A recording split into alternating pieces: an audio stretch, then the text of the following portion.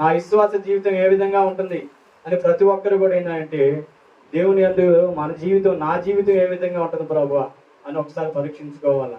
అయ్యా ఇదిగో నేను ఒక ధనాపేక్ష కలిగి జీవిస్తున్నాను ప్రభువా, లేకపోతే ఇతరులు నేను మోసపుచ్చేవారిగా ఉంటున్నానని ప్రభువా. ఆ దినాల్లో ఆది కాలంలో కూడా ఆదాము అవును ఏమి మోసం చేసిందండి?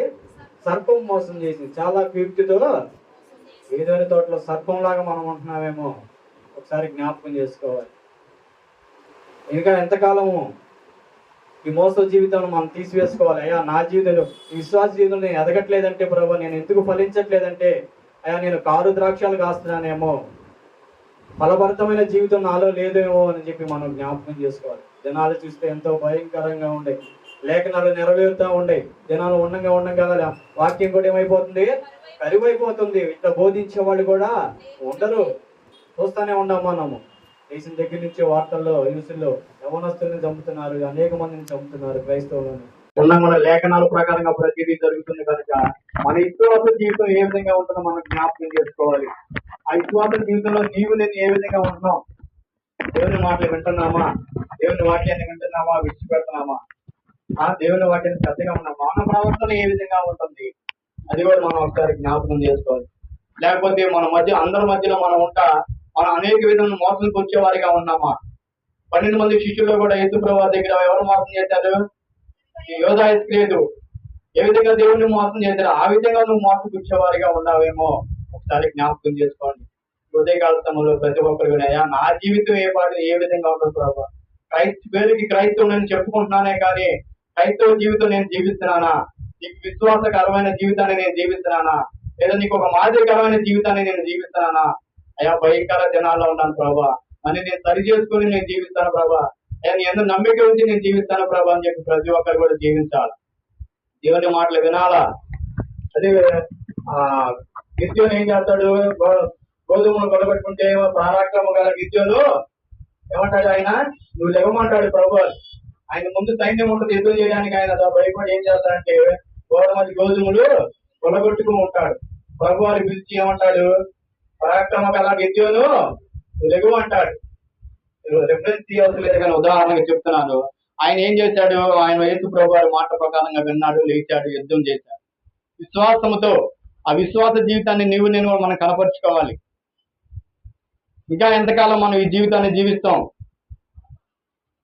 అవిశ్వాసుల్లాగా గోధుమల మధ్య గురుగుల్లాగా మనం జీవిస్తున్నామో మనం జ్ఞాపకం చేసుకోవాలి. ప్రియులాగా ప్రతి ఒక్కరికి అంటే మన జీవితం ఏముంది? భయంకర దినాల్లో దుర్దినాల్లో ఉన్నాం కనుక నా జీవితం ఏ పాటిగా ఉంది ప్రభు? నీ ఎందు నమ్మికతో ఉంటున్నానా? నీ ఎందు యథార్థత కలిగి జీవిస్తున్నానా అని ప్రతి ఒక్కరు కూడా జ్ఞాపకం చేసుకొని విశ్వాస జీవితాన్ని మటుకు చాలా విశ్వాసంతో జీవించాలి. ఈ విశ్వాస జీవితాన్ని ఏ విధంగా చాలా విశ్వాసం, నమ్మకంతో జీవించాలి. ఒక్కసారి దేవుని దగ్గర మన నమ్మకాన్ని కోల్పోతే మరి ఎన్నడూ కూడా మనం ఆ నమ్మకాన్ని మనం తెచ్చుకోలేము. అదే ఇప్పుడు ఎవరి దగ్గరైనా కానీ మనం చిన్న అప్పు తీసుకున్నాం అనుకోండి, దాన్ని తీర్చడానికి కొంచెం సమయం ఆలస్యమైంది అనుకోండి, దానికి మనం ఏం చేస్తాం? వాళ్ళ దగ్గర మన నమ్మకం కోల్పోతుందా లేదా? కోల్పోతున్నాం. ఏదో మనుషుల్లోనే మన నమ్మకాన్ని కోల్పోతే దేవుని దగ్గర నీ నమ్మకత్వాన్ని మనం నిలబెట్టుకోవాలి. ఆ దేవుని దగ్గర నమ్మకం అనేది కోల్పోతే మనం అనేక శ్రమలు, నిందలు, అవమానాలు ఇవన్నీ మనం ఎదురవుతూ ఉంటాయి. కానీ మనం ఏ విధంగా జీవిస్తున్నాం అంటే మనం ఏ విధంగా జీవించాలంటే ఒక మాదిరికరమైన జీవితాన్ని జీవించాలి. క్రైస్తవులమైన నీవు నేను ఇదినా ఒక మాదిరికరమైన జీవితాన్ని జీవించకపోతే మన జీవితానికి అర్థం లేదు. ఒక విశ్వాస జీవితాన్ని మనం జీవించాలి. విశ్వాసం ద్వారా మన పితరులు అనేక మంది అద్భుత కార్యాలు చూశారు. అదే విశ్వాసాన్ని మనం కూడా ఈ దినాల్లో కనపరుచుకోవాలి. దుర్దినాల్లో ఉన్నాం కాబట్టి. అదే అంటాడు 1 పేతురు రాసిన పత్రిక, పేతురు రాసిన మొదటి పత్రిక 1వ అధ్యాయం 18-19 వచ్చిన చదవండి.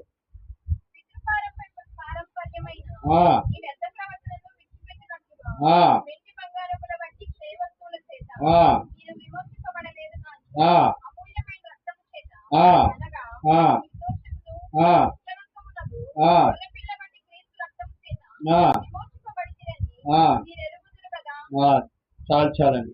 మనం ఏ విధంగా ఉన్నామంటే మన ప్రవర్తన ఎలాంటి ప్రవర్తన? చెడ్డ ప్రవర్తన కలిగి మనం జీవిస్తున్నాం. మన వ్యర్థ ప్రవర్తన మనం ఏం చేసుకోవాలి? విడిచిపెట్టుకోవాలి. నీ విశ్వాస జీవితంలో మరి ముఖ్యంగా ఏంటంటే మన వ్యర్థ ప్రవర్తన మనం విడిచిపెట్టుకోవాలి. వ్యర్థ ప్రవర్తన మనం విడిచిపెట్టుకోవాలి. మన జీవితంలో ఏ విధంగా అంటే ఈ ప్రవర్తన, చెడు ప్రవర్తన అనేది తీసివేసుకోవాలి. మరి ముఖ్యంగా ఆ చెడ్డ ప్రవర్తన నాలో ఉంది కాబట్టి ప్రభువా, మనం దేవుడికి మనం ఏం చేసేది తెలీదా? ప్రతిదీ కూడా ఆయనకి తెలుసు. మనం కూర్చుంటాం, మనం లేచిన ప్రతిదీ కూడా ఆయనకి తెలుసు. కానీ మనం ఏ విధంగా జీవిస్తున్నాం, మన ప్రవర్తన ఏ విధంగా ఉందో దేవునికి తెలీదా? దేవుని ఎదుట మనం ఉన్నాం కాబట్టి మనం ఏం చేయాలంటే మన ప్రవర్తన మనం చాలా జాగ్రత్తగా చూసుకోవాలి. వ్యర్థమైన ప్రవర్తన మనం విడిచిపెట్టాలి. దేవుణ్ణి వెతికే వారంగానే మనం ఉండాలి విశ్వాస జీవితంలో. విశ్వాస జీవితంలో ఏదో దేవునికి ఆదివారం వచ్చాను, నేను క్రైస్తవుని అనిపించుకున్నాను, నేను విశ్వాసిని అనుకుంటే సరికాదు. మన నిత్య జీవితంలో కూడా దేవుణ్ణి మనం ఏం చేయాలంటే విశ్వాసం జీవించాలి. మన వ్యర్థ ప్రవర్తన విడిచిపెట్టుకోవాలి. అనేకమైన సాతానుడు ఏం చేస్తాడంటే అనేక చెడు ఆలోచనలు, చెడు తలంపులు తీసుకొస్తా ఉంటాడు. దాని ద్వారాగా మన ప్రవర్తన ఏమైపోతుంది, చెడిపోతా ఉంటది. కాబట్టి మనం ఏం చేయాలంటే నీ విశ్వాస జీవితంలో నువ్వు నిలకడగా నిలబెట్టుకొని నీ ప్రవర్తనని, ఈ చెడ్డ ప్రవర్తన విడిచిపెట్టి దేవుని యందు భయభక్తులు కలిగి జీవించాలి. దేవుని ప్రవర్తననే మనం వెంబడించే వారిగా మనం ఉండాలి. అలాంటి దినాల్లో మనం ఉండి, ఇప్పుడు ఈ దుర్దినాల్లో మనం ఉన్నాం కాబట్టి అలాంటి జీవితాన్ని మనం మరి ముఖ్యంగా జీవించాలి. అలాంటి జీవితం నువ్వు నేను జీవించినప్పుడు అనేక శ్రమలు చూస్తూనే ఉండం, కరువులు, అన్ని మనకి ఏంటంటే ఐగుప్తు తెగులు అనేవి మనకి సంచరిస్తున్నాయి. కాబట్టి ఆ తెగుళ్ళు మన మీదకి రాకుండా ఉండాలంటే నా జీవితం ఏ విధంగా ఉంది ప్రభు, అయ్యా నా విశ్వాస జీవితం ఏ విధంగా ఉంది ప్రభు అని చెప్పి ప్రతి ఒక్కరు జ్ఞాపకం చేసుకోవాలి. అదే అంటే కీర్తన గ్రంథం 139 అధ్యాయం 1-2 వచనాలు, నేను కూర్చుండడా నేను లేచుటా నీకు తెలుసును. సరే అది చదవండి.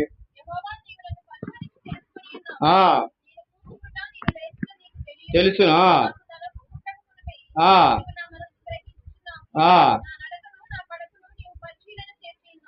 చాలండి. చూడండి ఏందంట, మనం కూర్చుంటా మనం లేచినా కూడా ప్రతిదీ కూడా ఆయనకి తెలుసు. నువ్వు దేవుని సన్నిధికి వస్తున్నావు, వెళ్తున్నావే కానీ నువ్వు విశ్వాసంతో ఉంటున్నావా లేదా, లేకపోతే అవిశ్వాసంతో ఉంటున్నావా, లేకపోతే నీ ప్రవర్తన ఏ విధంగా ఉంటుంది, నీ నడవడికి నీ నోటికి మాట రాకమునిపే ఆయనకి తెలుసు. కాబట్టి మనం ఏ విధంగా ఉన్నాం, ఇదిగో నేను బాగానే ఉన్నాను, బాగానే మాట్లాడేనులే అనుకుంటే సరికాదు. నీ నోటికి మాట రాకమునిపే ఆయనకి తెలుసు. కాబట్టి మనం మాట్లాడే ప్రతి మాట కానీ, మనం చేసే ప్రతి పని కానీ కూడా ఆయన చూస్తున్నాడని చెప్పి మనం జ్ఞాపకం చేసుకొని మన విశ్వాస జీవితాన్ని మనం కాపాడుకోవాలి. అలా కాపాడుకున్నప్పుడే దేవుడు నిన్ను నన్ను రక్షిస్తాడు. ఈ ఎన్ని తెగుళ్ళు వచ్చినా సరే నిన్ను రక్షిస్తానికి సిద్ధంగా ఉన్నాడు. నువ్వు ఆయన సన్నిధిలో ప్రార్థన చేయి, ఆ ప్రార్థనకి తగ్గ ప్రతిఫలాన్ని ఆయన ఇస్తాడు.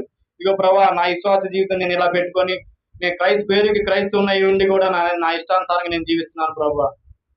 ఆదివారం మాత్రమే నీ సన్నిధికి వచ్చి ప్రభా అంటానే, కానీ తర్వాత నా జీవితం ఎలా ఉందంటే వ్యర్థ ప్రవర్తనతోనే నేను జీవిస్తున్నానయ్యా. అలాంటి వ్యర్థ ప్రవర్తన నేను విడిచిపెట్టుకోవాలి ప్రభు అని చెప్పి ప్రార్థన చేసుకోవాలి. ఒక మాదిరికరమైన జీవితాన్ని మనం జీవించాలి. క్రైస్తవులు అయిన మనం ఏంటంటే అన్యులే చూడండి, ఒకళ్ళు అన్యులు వచ్చేసేపాటికి మారారనుకోండి, మళ్ళీ తిరిగి వెనక్కి చూడరు వాళ్ళు. అన్యులకున్న విశ్వాసం కూడా మనకు ఉంటలేదు ఈ దినాల్లో. పేరుకి క్రైస్తవులు అని చెప్పుకుంటున్నావు అంతే. ఈ క్రైస్తవ జీవితంలో నువ్వు ఏ విధంగా ఉంటున్నావు? గోధుమల మధ్యలో గురుగుల్లాగా, అలాగే అవిశ్వాసుల్లాగా నటిస్తున్నావేమో. ప్రతి ఒక్కరు కూడా జ్ఞాపకం చేసుకుని పిల్ల భయంకర దినాల్లో ఉన్నాం కాబట్టి మన విశ్వాస జీవితం ఏ విధంగా ఉన్నా ప్రభా, అయ్యా నేను ఏ విధంగా ఉన్నాను ప్రభా, ఆయన ప్రతిదీ ఆయనకి తెలుసు. నీ నడక, నీ పడక, నువ్వు కూర్చుంట, నువ్వు లేచుట, ప్రతిదీ ఆయనకి తెలుసు. కాబట్టి నేను జాగ్రత్తగా జీవిస్తాను ప్రభా అంత్య దినాల్లో. అయ్యా అలాగే ఇది ఇన్ని అపాయకర దినాల్లో కూడా నన్ను ఇంత ఆయుష్నిచ్చి, ఆరోగ్యాన్ని ఇచ్చి ప్రభా, ఈ స్థితిలో నన్ను ఉంచావు ప్రభా, అందుని బట్టి నేను నా జీవితాన్ని నేను సరి చేసుకుని జీవిస్తాను ప్రభా అని చెప్పి ప్రతి ఒక్కరు కూడా జీవించే వారిగా ఉండాలి. అవునా, చూస్తాం గవర్నమెంట్ హాస్పిటల్లో చూస్తే ఎంతమంది అండి బెడ్కి 4-5 తాళక కింద పడిపోయి ఉన్నారు. కలరా అంటే మనకి వైరస్ పాతగుంటలో మరీ ఎక్కువగా ఉంది జ్వరాలతో. అలాంటి తెగుళ్ళే నీ మీదకి రాకుండా దేవుడు నువ్వేం చేయాలి? నీ జీవితం ఏ విధంగా ఉండాలి? దేవునికి మాత్రమే అంకితంగా ఉండాలి, దేవుని మాత్రమే స్తుతించే వారిగా ఉండాలి. నీ విశ్వాస జీవితంలో ఇదిగో ప్రభా, అలాంటి తెగుళ్ళే నాకు రాకుండా చేసావు కాబట్టి నీ యందు నేను విశ్వాసం ఉంచి, అయ్యా నీ యందు విశ్వాసం ఉంచి ఆ విశ్వాస జీవితాన్ని నేను కాపాడుకుంటాను ప్రభా అని చెప్పి ప్రతి ఒక్కరు కూడా జ్ఞాపకం చేసుకోవాలి. ఈ ఉదయకాల సమయంలో నేను చెప్పేది ఏంటంటే, ఇంత భయంకర దినాల్లో కూడా మనకి దేవుడు ఆయుష్ని ఇస్తున్నాడు, ఆరోగ్యాన్ని ఇస్తున్నాడండి. నా విశ్వాస జీవితం ఏ పాటిగా ఉంది ప్రభా, నేను జీవిస్తున్నా నా జీవితం ఏ పాటిగా ఉంది, నా ప్రవర్తన ఏ పాటిగా ఉంది, నేను సరి చేసుకుంటాను ప్రభు అని చెప్పి దేవుని సన్నిధిలో ప్రతి ఒక్కరు కూడా ప్రార్థన చేసుకోవాలన్నమాట. అలాగే గుడ్డివాడు ఏం చేశాడండి, తన మార్క్స్ వార్త 10వ అధ్యాయం చూడండి. మార్క్స్ వార్త 10వ అధ్యాయం 48వ వచనంలో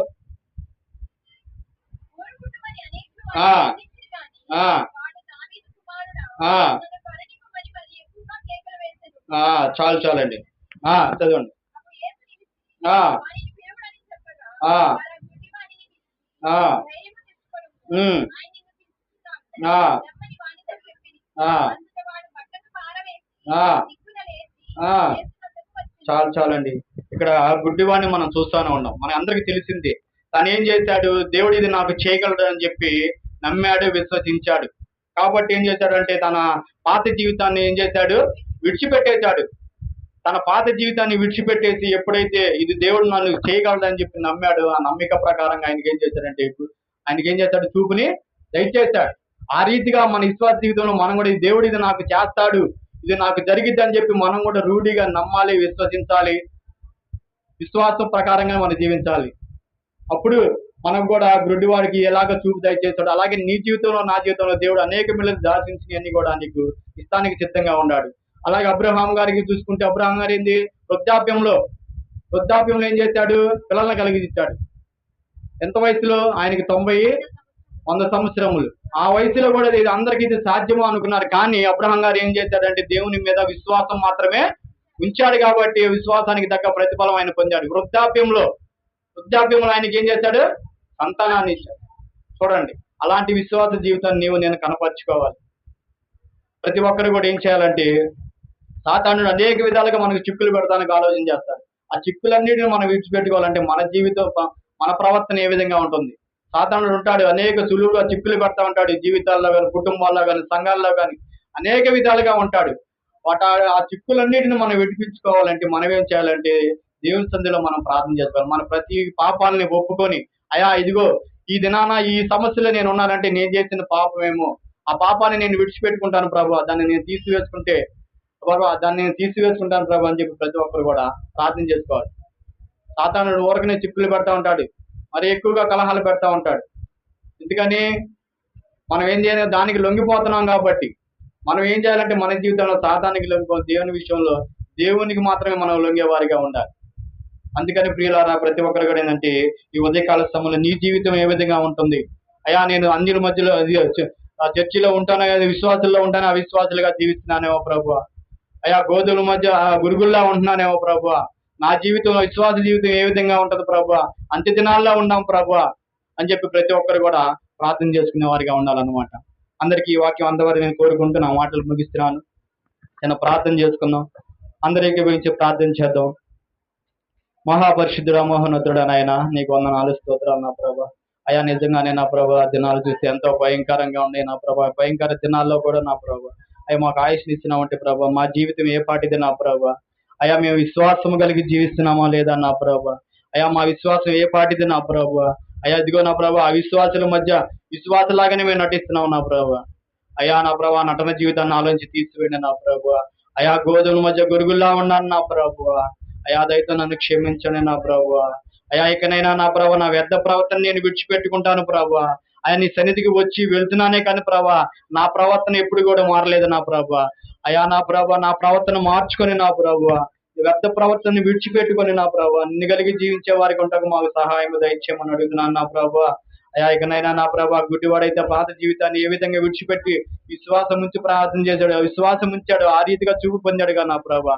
ఆ రీతిగా మా జీవితాల్లో కూడా మీ విశ్వాసం ఉంచి నా ప్రభా అయ్యా నీ సన్నిధిలో ప్రతిదీ కూడా గోజాడుకునే కృపను మాకు దయచేయమని అడుగుతున్నాను నా ప్రభా. విశ్వాసం లేకుండా ఏది కూడా అసాధ్యమే కదా నా ప్రభా. విశ్వాసం ద్వారా అనేక మంది ఎన్నో సాధించారు నా ప్రభా.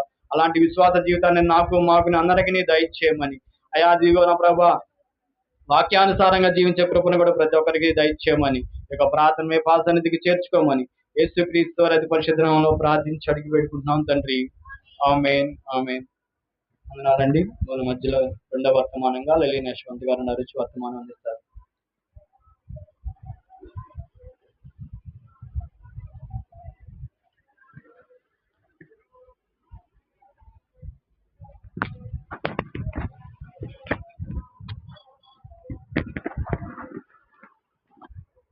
యేసుక్రీస్తు వారి పేరిట అందరికీ వందనాలండి. అందరం కళ్ళు మూసుకొని చిన్న ప్రార్థన చేసుకొని తర్వాత వాక్య భాగంలోనికి వెళ్దాము. పరిశుద్ధుడా ప్రేమగల తండ్రి, మీకు వేలాది వందనాలు ప్రభువా. గత ఆదివారం నుంచి ఈ ఆదివారం వరకు ప్రభువా మీ యొక్క రెక్కల నీడలో మమ్మల్ని కాచి కాపాడి ఈ ఆదివారం దినాన ప్రభువా మిమ్మల్ని స్తుతించుకోవడానికి ప్రభువా మీరు ఒక గొప్ప అవకాశాన్ని మాకు ఇచ్చారు ప్రభువా.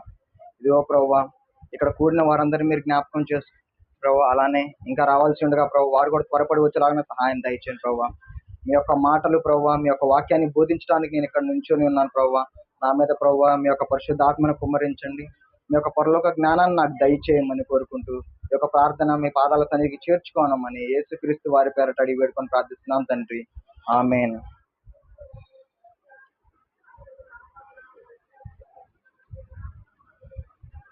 ఈ రోజు మనం 142వ కీర్తనని ధ్యానం చేసుకున్నాము. 142వ కీర్తన చూద్దాము. ఒక్క నిమిషం అండి. 142. ఈ యొక్క కీర్తన ఎవరు రాశారండి? దావీదు గారు రాశారు. ఏ సందర్భంలో రాశారు ఒక్కసారి చూడండి, అక్కడ ఉంటది. గుహలో ఉన్నప్పుడు దావీదు చేసిన ప్రార్థన. దావీదు గారు గుహలో ఉన్నప్పుడు చేసిన ప్రార్థన ఈ కీర్తన. దావీదు గారు అసలు గుహలో ఎందుకు ఉండాల్సి వచ్చింది? గుహలో ఉండి ఎందుకు ప్రార్థించాల్సి వచ్చింది? ఆయన రాజు కదా. అంటే అప్పటికి ఇంకా ఆయన రాజు అవ్వలేదు. అయితే ఆయన అసలు గుహలో ఉండాల్సిన పరిస్థితి ఎందుకు వచ్చిందో మనం చూద్దాం. ముందుగా గుర్తుందా అండి? గుహలో ఉన్నప్పుడు దావీదు గారు చేసిన ప్రార్థన అంట ఈ యొక్క 142వ కీర్తన. అసలు ఆయన గుహలో ఉండవలసిన పరిస్థితి మనం చూద్దాం. ముందుగా సమూయేలు మొదటి గ్రంథము 18వ అధ్యాయము 6 నుంచి 7 వచనాలు ఒకసారి చదవండి. దావీదు ఫిలిస్తీని హతము చేసి తిరిగి వచ్చినప్పుడు తంబురలతోనూ వాద్యములతోనూ పాడుచు వచ్చిరి. ఆ స్త్రీలు చేయుచు సౌలు 1000 కొలదియు దావీదు 10,000 కొలదియు. చదవండి. చాలండి. ఈ యొక్క పరిస్థితి, ఈ పొగడ్తలే దావీదుకి అటువంటి పరిస్థితిని తీసుకొచ్చి పెట్టినాయి.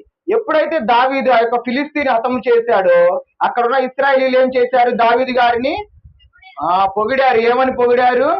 సౌలుకి 1000 కొలది, దావీదుకి 10,000 కొలది. ఈ యొక్క మాటలు సౌలుకి బాగా ఉన్నాయా? వినటానికి ఆనందం కలిగించాయా? కలిగించలేదు. బహు కోపం తెప్పించాయంట సౌలుకి. అందుకని ఈ యొక్క పరిస్థితి వలన ఆయన అప్పటి నుంచి దావీదు గారి మీద ఎంతో కోపాన్ని పెంచుకొని ఎప్పుడెప్పుడు దావీదుని హతం చేద్దామా అని ఎదురు చూస్తా ఉన్నాడు. చూడండి 19వ అధ్యాయం 1వ వచనంలో ఉంటది. అంతటా సౌలు ఎట్లా ఏమనుకున్నాడంట? సౌలు దావీదును చంపాలనుకుంటున్నాడంట. దేనికి చంపాలనుకుంటున్నాడు? అక్కడ దావీదు గారిని పొగిడారని. సౌలు గారు నాకంటే ఎక్కువ దావీదును పొగుడుతారా అని సౌలు ఏం చేస్తున్నాడు? దావీదు గారిని చంపాలని ప్రయత్నిస్తున్నాడు. ఈనాడు మనలో ఎంతమందిలో సౌలు ఉన్నాడు? ఎవరన్నా పొగిడితే చూస్తా ఉండలేము. మనకు కూడా ఏమైద్ది? రక్తం మరిగిపోయిద్ది. అయ్యో నేను వాడిని పొగుడుతున్నారు నేను ఉండగా అని మనలో వచ్చింది. అటువంటిది మనం ఎప్పుడు మనలోకి రానికూడదు. అటువంటి అసూయ స్వభావం కానీ, ఇది ఇట్లా సౌలులాగా అసూయ పడటం కానీ కుళ్ళుగాని మనం రానికూడదు. దానివల్ల సౌలుకి ఏమైంది? ఏ విధంగా మరణించాడో మనకు తెలుసు. అప్పటి నుంచి సౌలు ఏ విధంగా కృంగిపోయాడో మనకు తెలుసు. అందుకని ఇటువంటి స్వభావాన్ని మనలోకి రానికూడదు. ఒకవేళ ఉన్నగానే ఏం చేయాలి? మనము తీసివేసుకోవాలి.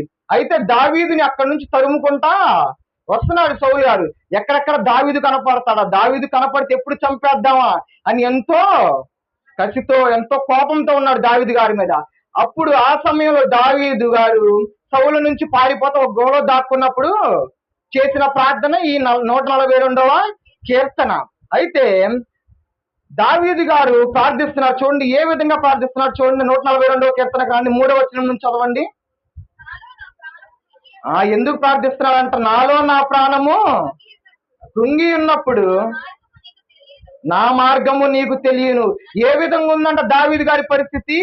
ఆయన ప్రాణము కృంగిపోయిందంట.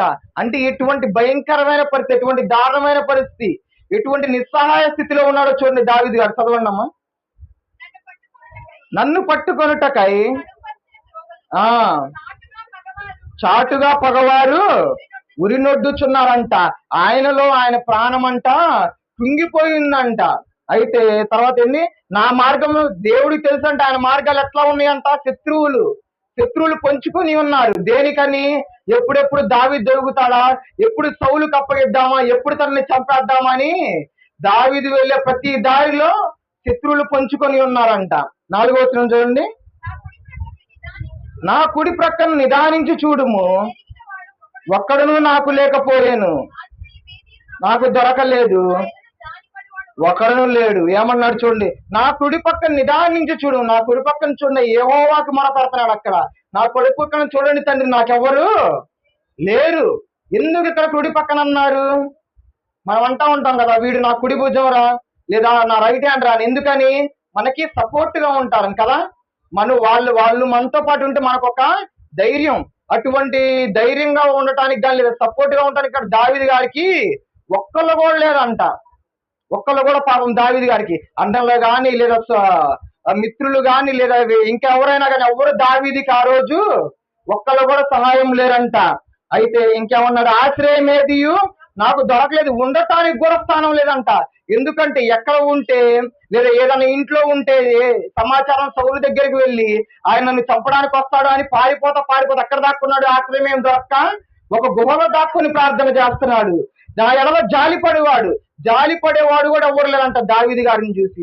అటువంటి భయంకరమైన పరిస్థితిలో ఉన్నాడండి. ఈ లోకంలో మనం కూడా అనుకుంటా ఉంటాం, ఇదిగో ఫలానా వ్యక్తి నాకు సపోర్ట్ గా ఉంటాడు, అవునా కాదా, ఫలానా వ్యక్తి ఉంటే చాలరా నాకు ధైర్యం అని మనం అనుకుంటాం. కానీ ఒకానొక సమయంలో ఎవ్వరు మనకి తోడుగా ఉండరండి. అసలు ఈ లోకంలో నా అనుకున్న వాళ్ళు ఎవ్వరు మనకి తోడుగా ఉండరు. ఇక్కడ మనం చాలా జాగ్రత్తగా ఉండాలి. ఎందుకంటే మనం మనుషుల వైపే ఎక్కువ చూస్తాం, అవునా కాదా, మనుషుల వైపే ఎక్కువ చూస్తాం, మనుషుల మీదే ఎక్కువ ఆధారపడతాం, మనుషుల్ని చాలా నమ్ముతాం. కానీ వాళ్ళెవ్వరు మనకి తోడుగా ఉండరు. బాగున్నప్పుడు అందరూ బంధువులే, కానీ ఎప్పుడైతే మనకు కష్టాలు వస్తాయో అప్పుడే మనకెవరు తోడుగా ఉండరు. ఇదిగో దావీదు గారి పరిస్థితి ఆ రోజు ఎట్లా ఉన్న మన పరిస్థితి కూడా ఆ విధంగా అయింది. మనుషుల్ని మనం బాగా నమ్ముకుంటే. ఈ మనుషుల్ని అసలు నమ్మకూడదు. ఎందుకంటే దేవుడే చెప్తున్నాడు, మనుషులు మంచి వాళ్ళు కాదంట. ఒకవేళ మనుషులు మంచి వాళ్ళు, వీళ్ళు నాకు సహాయం చేస్తారు, ఏదన్నా ఆపదలో ఉన్నప్పుడు వీళ్ళు నాకు తోడుగా ఉంటారు అనుకుంటే అది మన అజ్ఞానమే. ఎవరు మనకు తోడుగా ఉండరు. మనకు కేవలం తోడుగా ఉండేది ఎవరయ్యా అంటే దేవుడు మాత్రమే. ఈ భూమి మీద ఏ మనుషుడు మంచివాడు కాదు. మనం ఏమనుకుంటాం అంటే మనుషులు మంచోళ్ళేమో అనుకుంటాం, కానీ ఏ మనుషుడు మంచివాడు కాదు. మనుషులు అంటే ఎవరు, ఎట్లా ఉంటారంటే సహాయం చేసే మనం కష్టకాలంలో ఉన్నప్పుడు సహాయం కోసం వెళ్తే మన మీద కుళ్ళుకుంటారు, అవునా కాదా. మన కష్టం వచ్చి సహాయం కోసం వెళ్తే కుళ్ళుకుంటారు. లేదా ఆపదలో ఉన్నారు, నాకేదన్నా లేదా ఆశ్రయంగా ఉంటారేమో, లేదా నాకేమన్నా సపోర్ట్ గా ఉంటారేమో అని మనం అయితే ఏం చేస్తారు, మోసం చేస్తారు. మనుషులంటేనే మోసం చేసేవాళ్ళు. అందుకనే మనం ఎవరి వైపు చూడాలి? ఇక్కడ దావీదు గారు ఎవరి వైపు చూస్తున్నాడు? దేవుని వైపు చూస్తున్నారు. ఎవరికి చెప్పుకున్నాడు తన బాధలన్నీ? దేవునికి చెప్పుకున్నారు. మనం కూడా ఒకనొక సమయంలో భయంకరంగా కుంగిపోయి ఉన్నప్పుడు ఎవరన్నా తోడుగా ఉంటే బాగుండు మన బాధలు చెప్పుకోవడానికని మనం అనుకుంటాం, అవునా కాదా? అవును, అనుకుంటామండి. ప్రతి ఒక్కరు ఆ సందర్భాన్ని ఫేస్ చేసిన వాళ్ళే. కానీ ఏ మనుషుడు మన బాధలు వినడు. ఒకవేళ విన్నా గానీ ఏంద్రా వీడు చెప్తున్నాడు, సోది వేస్తున్నాడు, నా పనులే నాకు ఎక్కువ, మళ్ళీ వీడు సోది అనుకుంటారు. కానీ దేవుడు అట్లా అనుకునేవాడా? అట్లా అనుకోడు. అందుకని దావీదు గారు దేవుని వైపు వెళ్ళారు. ఈ రోజు నువ్వు కూడా అటువంటి పరిస్థితిలో ఉన్నావేమో, నీవు కూడా కుంగిపోయే పరిస్థితిలో ఉన్నావేమో. మనుషుల కోసం చూడమాకు, మనుషుల వైపు చూడమాకు. ఎవరి వైపు చూడాలి మనము? దేవుని వైపు మనం చూడాలి. మనుషులు ఎవరు? కుళ్ళుకునే వాళ్ళే. మనుషులు ఎవరు? మోసం చేసే వాళ్ళే. వాళ్ళెవరు మనకు సహాయం చేయరు. మనుషులు మోసం చేసేవాళ్ళే. కాబట్టి మనం ఎవరి వైపు తిరగాలి? దేవుని వైపు తిరగాలండి. ఇప్పుడు మోసం చేసి ఎంతో మంది మనము మోసం చేస్తాం, ఎంతో మంది మనం మోసం చేస్తారు. అసలు మనం ఎవరిని మోసం చేయకూడదంట. మోసం చేయటం అంటే మనిషిని నరహత్యతో చేసినంత సమానం అంట. నరహత్య అంటే ఏమిటి? ఒకరిని చంపటం. నరహత్య ఒక్క దెబ్బతో అయిపోయింది. ఒకసారి చంపేస్తే చాలు, మనిషి చనిపోతాడు. కానీ నువ్వు ఒక వ్యక్తిని మోసం చేస్తే ఎట్లా ఉంటుందో తెలుసా? అనుదినము ఆ వ్యక్తి చనిపోతానే ఉంటాడు. అరే ఇంత మోసపోయాను, ఇంత మోసం చేశాడా, ఇంత నమ్మాను నేను వాడిని, ఫలానా వ్యక్తిని నేను ఎంత నమ్మాను, నన్ను ఇంతలా మోసం చేయాలని ఎట్లా అనిపించింది. ఒకవైపు శారీరకంగా కృంగిపోతా ఉంటాడు, మానసికంగా ఎంతో దెబ్బతింటాడు. అందుకని ఏ మనిషిని మనము మోసం చేయకూడదు, ఏ మనిషిని మనం నమ్మకూడదు. దేవుని వైపే చూడాలి. ఒకవేళ మనం ఎవరినన్నా మోసం చేయాలని కూడా దేవుడు చెప్తున్నాడు. చూడండి, మత్తయి సువార్త 5వ అధ్యాయం 23వ వచనంలో యేసు ప్రభువు వారు చెప్తున్నాడు, అర్పించుచుండగా ఆ విరోధం అంటే ఏంది? మోసం కూడా విరోధం కిందే వస్తుంది, అవునా కాదా? మోసం చేసి ఎంతో మంది సంతోషంగా ఉంటారు. క్రైస్తవులు కూడా ఎంతో మంది మోసం చేస్తున్నారు, అవునా కాదా? మోసం చేసి వెళ్ళి చర్చిలో ప్రార్థన చేస్తే దేవుడు అంగీకరిస్తాడా? అంగీకరించడు. మనం ఒకళ్ళని మోసం చేసి దేవుడా దేవుడా దేవుడా దేవుడా అని వెళ్ళి ప్రార్థన చేస్తే ఆ మోసాన్ని దేవుడు అంగీకరించడు, క్షమించడు కూడా. నీ యొక్క ప్రార్థన వ్యర్థమైపోయిద్ది. అర్థమవుతుందా? మనం ఎవరినన్నా మోసం చేస్తే ఆ యొక్క ప్రార్థన ఏమైద్ది? వ్యర్థమైపోయింది. అందుకనే ముందుగా మనం ఎవరిని మోసం చేయకూడదు. మనుషులు ఎవరిని నమ్మకూడదండి. మనుషులకి ఏంటంటే మనం చేసిన మేలు అనేది ముందుగా గుర్తుండదు. నమ్మకంగా ఉండే మనుషులు అంటూ ఎవరు లేరు. ఒకవేళ నమ్మకంగా ఉండే మనుషుల్ని దేవుడు ఏమన్నా ఏర్పాటు చేశాడంటే ఆ యొక్క వ్యక్తిని మనము మర్చిపోకూడదు జీవితాంతం. ఎందుకంటే మన కష్ట సమయాల్లో, మన దుఃఖ సమయాల్లో మనతో ఉన్నాడు కాబట్టి ఆ యొక్క మనిషిని మనం మర్చిపోకూడదు. దావీదు గారికి ఒక స్నేహితుడు ఉన్నాడు. ఎవరు? యోనాతాను గారు. ఏ విధంగా ఉన్నాడు తను? ప్రతి ఒక్క సమయంలో దావీదుకి తోడై ఉన్నాడు. తన తండ్రే సౌలు గారు ఏం చేస్తున్నారు? చంపాలని తిరుగుతూ ఉంటే యోనాతాను గారు ఏం చేశారు? దావీదుకి సహాయం చేశారండి. అటువంటి వ్యక్తి మనకి ఎవరన్నా దొరికితే మనం ఎట్టి పరిస్థితుల్లో తనని వదులుకోకూడదు, వారిని మోసం చేయకూడదు. చూడండి, ఇంకా మనం వాక్యం దగ్గరికి వద్దాము. 5వ వచనం చదవండి. యెహోవా నీకే నేను మొరపెడుచున్నాను, నా ఆశ్రయదుర్గము నీవే. ఏమంటున్నాడు? యెహోవా నీకే నేను మొరపెడుతున్నాడు. నీకు నేను మొరపెడుతున్నాను కాదు, నీకే నేను మొరపెడుతున్నాను. దేవుడికే మొరపెడుతున్నామంట. మన మొర ఆ విధంగా ఉంది. దేవుడికే ప్రార్థించే వారిగా మనం ఉన్నామా, లేదా ఈ మనుషుల్ని మనం బతిమాలుకునే వాళ్ళుగా ఉన్నామో మనం చూసుకోవాలి. చూడండి, చదవండి ఇంకా. నా ఆశ్రయదుర్గము నీవే. దేవుడేనంట ఆశ్రయదుర్గము, నా స్వాస్థ్యము. చదవండి. సజీవులు ఉన్న భూమి మీద నా స్వాస్థ్యము నీవే అని నేను అనుకుంటుని. ఏమనుకున్నారంటే దావీదు గారు, యెహోవా నీకే నేను మొరపెడుతున్నాను, నేను ఇంకెవ్వరిని నమ్ముకోవట్లేదా, ఇంకా ఏ మనిషిని వైపు నేను చూడట్లేదా. ఇదిగో పలానా వ్యక్తి నాకు సహాయం చేస్తాడు, లేదా పలానా వ్యక్తి నాకు ఆశ్రయం కల్పిస్తాడు సౌలు దగ్గర నుంచి, లేదా సౌలు నుంచి నన్ను కాపాడుకోవడానికి అని అనుకున్నారా దావీదు గారు? ఎక్కడ లేదు. నీకే నేను మొరపెడుతున్నానయ్యా, నీవే నా ఆశ్రయదుర్గము. నా ఆశ్రయదుర్గం ఎవరంటే నీవే, ఇంకెవ్వరు లేరు నాకు కేవలం నా ఆశ్రయం కూడా నీవే. ఈ భూమి మీద నాకేదైనా స్వాస్థ్యం ఉందంటే అది నీవే. మనం సంపాదించిన డబ్బుని కానీ, లేదా మన పిల్లల్ని కానీ ఎంతో మనం నమ్ముకుంటాం, అవునా కాదా? వాళ్ళెవ్వరు ఒకానొక సమయాన్ని మనకెవరు సహాయం చేయరు. మనం కూడా దేవుని వైపు తిరగాల్సిన సమయం వస్తుంది, అవునా కాదా? దేవుని వైపు సమయం ఇట్లా తిరిగే సమయం వస్తుంది. అటువంటి భయంకరమైన సమయం రాకముందే మనం ఏం చేయాలి? ముందే దేవుని వైపు తిరగాలి. చూడండి, 6వ వచనం చదవండి. మళ్ళీ ఇక్కడ చెప్తున్నాడు. మొదలులో చెప్పాడు, ఏమని చెప్పాడు? నాలో నేను కృంగి ఉన్నానని చెప్తాను. మళ్ళీ అదే మాట చెప్తాను, నేను చాలా కృంగి ఉన్నాను, నా మొరకు చెవియొగ్గుము. నన్ను తరుమువారు నాకంటే బలిష్ఠులు, వారి చేతిలో నుండి నన్ను విడిపింపమని దావీదు గారు ప్రార్థన చేస్తున్నాడు. ఈ రోజున నువ్వు ఎటువంటి భయంకరమైన స్థితిలో ఉన్నావు? భయంకరమైన అప్పుల్లో కూరుకొని ఉన్నావా, లేదా భయంకరమైన అనారోగ్య పరిస్థితిలో ఉన్నావా, లేదా ఇంకేమైనా పరిస్థితిలో కూరుకొని ఉన్నావా? దేవునికి నువ్వు ప్రార్థన చెయ్యి. వాటన్నిటి నుంచి దేవుడు నిన్ను విడిపింపగలడు. ఇక ఆయన శత్రువులు ఎట్లా ఉన్నారంట? ఆయన కంటే బలిష్ఠులుగా ఉన్నారంట. దావీదు గారి కంటే బలిష్ఠులుగా ఉన్నారంట. ఒకానొక సమయంలో ఆ యొక్క ఫిలిస్తీయుడైన గొల్యాతుని చంపడానికే భయపడని దావీదు గారు ఇప్పుడు ఏం చేస్తున్నాడు? భయపడతా తిరుగుతున్నారు. ఈ రోజు నీ పరిస్థితి కూడా ఎట్లా ఉంది? అయ్యో, అప్పులు వారు వస్తున్నారు నా ఇంటికి, అయ్యో ఇదిగో పలానా టైం వచ్చింది, ఇంకా ఈ రోజు నేను అప్పు కట్టకపోతే నా పరిస్థితి ఎట్లా ఉండిద్దో, ఏం చేసేస్తారో, నన్ను ఏమంటారో, లేదా పలానా మనుషుడు నేను కనపడితే ఏమని నన్ను తిడతాడు అని భయపడతా మనం ఈ రోజు ఉన్నామా? భయపడమాకండి. ఎటువైపు మనం తిరగాలి? దేవుని వైపు తిరగాలి. నీవే నాకు ఆశ్రయము, నీకే నేను మొరపెడుతున్నానని దేవుని వైపు మనం తిరగాలండి. ఈ రోజు మనం భయంకరమైన అనారోగ్య సమస్య మనం కుంగిపోయి ఉంటే ఏ డాక్టర్ల వైపు మనం చూడాల్సిన పరిస్థితి లేదు. దేవుని వైపు చూడండి ముందుగా. ఆయనే పరమ వైద్యుడు. ఇదిగో దావీదు గారు ఎటువంటి భయంకరమైన పరిస్థితిలో ఉన్నాడు. ఈ రోజు అటువంటి భయంకరమైన పరిస్థితిలో చాలా మంది ఉన్నారు, అవునా కాదా? మనలో ఇక్కడ కూర్చున్న వారిలో కూడా చాలా మంది ఉన్నారు. కానీ అటువంటి పరిస్థితుల్లో ఉండి మనుషుల వైపు మనం చూడకూడదు. దావీదు గారు ఏ విధంగా దేవుని వైపు చూశాడో ఆ విధంగా మనం ఉండాలి. మొదటి 2 వచనాలు ఒక్కసారి చూడండి, ఏ విధంగా ప్రార్థిస్తున్నాడో చూడండి.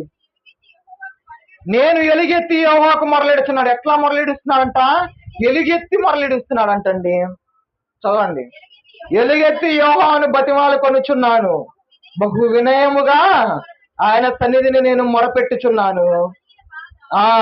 ఆయన సన్నిధి తెలియజెప్పుకున్నాడు. ఏ విధంగా ప్రార్థన చేస్తున్నాడు దావీదు గారు అనే సమస్యలను గుర్తు పెట్టుకొని ఈ రోజు మనం కూడా ఆ విధంగా ప్రార్థన చేయాలి. ఏ విధంగా ప్రార్థన చేయాలి? ఎలుగెత్తి యెహోవాకు మొరలిడాలండి. దేవుడు నీవే నాకు దిక్కని ఇంకా ఎలుగెత్తి యెహోవాకు మొరలిడాలి మనం. అలానే ఎలుగెత్తి యెహోవాను బతిమాలు కొనాలి. మన ప్రార్థన అలా ఉంటదా? ఎందుకు నాకు ఈ పరిస్థితి అని దేవుణ్ణే మనం ప్రశ్నిస్తాం. అయ్యో వాడు చూడయ్యా, లోకంలో తిరిగేవాడు కూడా ఎంత హ్యాపీగా బ్రతుకుతున్నాడు, వాడికి ఏ బాధలు లేవు, వాడికి ఫలానా బాధ అంటే అప్పుల బాధ లేదు, లేదా ఆరోగ్యకరమైన సమస్యలు ఉన్నాయంటే అవి లేవు. నిన్ను ప్రార్థిస్తున్నా లేదా నిన్ను సేవిస్తున్నా, నాకే ఎందుకు ఇది అని మనం దేవుణ్ణి గట్టిగా ప్రశ్నిస్తామండి. కానీ దావీదు గారు ఆ విధంగా చేస్తున్నాడా? ఎలుగెత్తి ప్రార్థన, ఎలుగెత్తి మొరలెడుతున్నాడు. ఎలుగెత్తి యెహోవాను ఏం చేస్తున్నాడు? బతిమాలుకుంటున్నాడు. బహు వినయముగా ఆయన సన్నిధిలో నేను మొరపెట్టుచున్నాను. ఆయనకు కలిగిన బాధలను ఎవరికి చెప్పుకున్నానంట?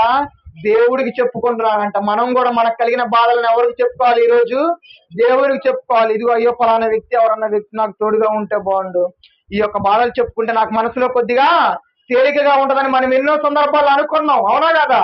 అనుకునే ఉంటాం. కానీ అది మనకి ఏంటంటే అది పనికిరాంది. ఆ యొక్క ఆలోచన అనేది అనవసరం, వ్యర్థము. మనం ఎవరి వైపు తిరగాలి? దేవుని వైపు మనం తిరగాలండి. ఈ మనుషులతో సమస్యలు చెప్పుకున్న వాళ్ళు తీర్చేవాళ్ళు కాదు. ఈ మనుషులతో మనం ఏదన్నా మనకున్న సమస్య చెప్పుకుంటే వాళ్ళు తీర్చకపోగా ఏం చేస్తారు? మనల్ని హేళన చేస్తారు కూడా, అవును కదా? వేరే వాళ్ళకి చెప్పి వాడి పరిస్థితి అంటా అని నవ్వుకునే పరిస్థితులు కూడా వస్తాయి, అవునా కదా? అందుకనే మన యొక్క పరిస్థితులను ఎవరు చెప్పుకోవాలి? దావీదు గారు చెప్పుకున్నట్టు దేవునికే మనము చెప్పుకోవాలి. ఈ మనుషులు నువ్వు కాళ్ళ మీద పడి నువ్వు చెప్పుకున్నా గానీ మనసులు కరగవండి, అవును కదా? కరగవు. కానీ దేవుని దగ్గర నువ్వు ఏది చెప్పుకున్నా గానీ సమాధానం వచ్చిద్దంట ఖచ్చితంగా. చూడండి 34వ కీర్తనలు అనుకుంటా, ఒక్కసారి చూడండి.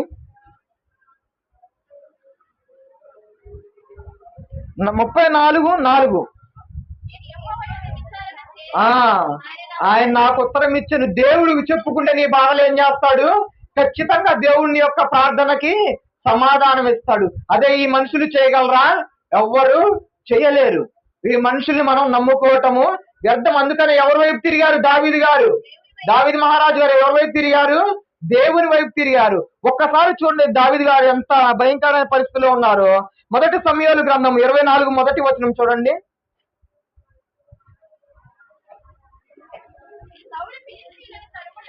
మాని తిరిగి రాగా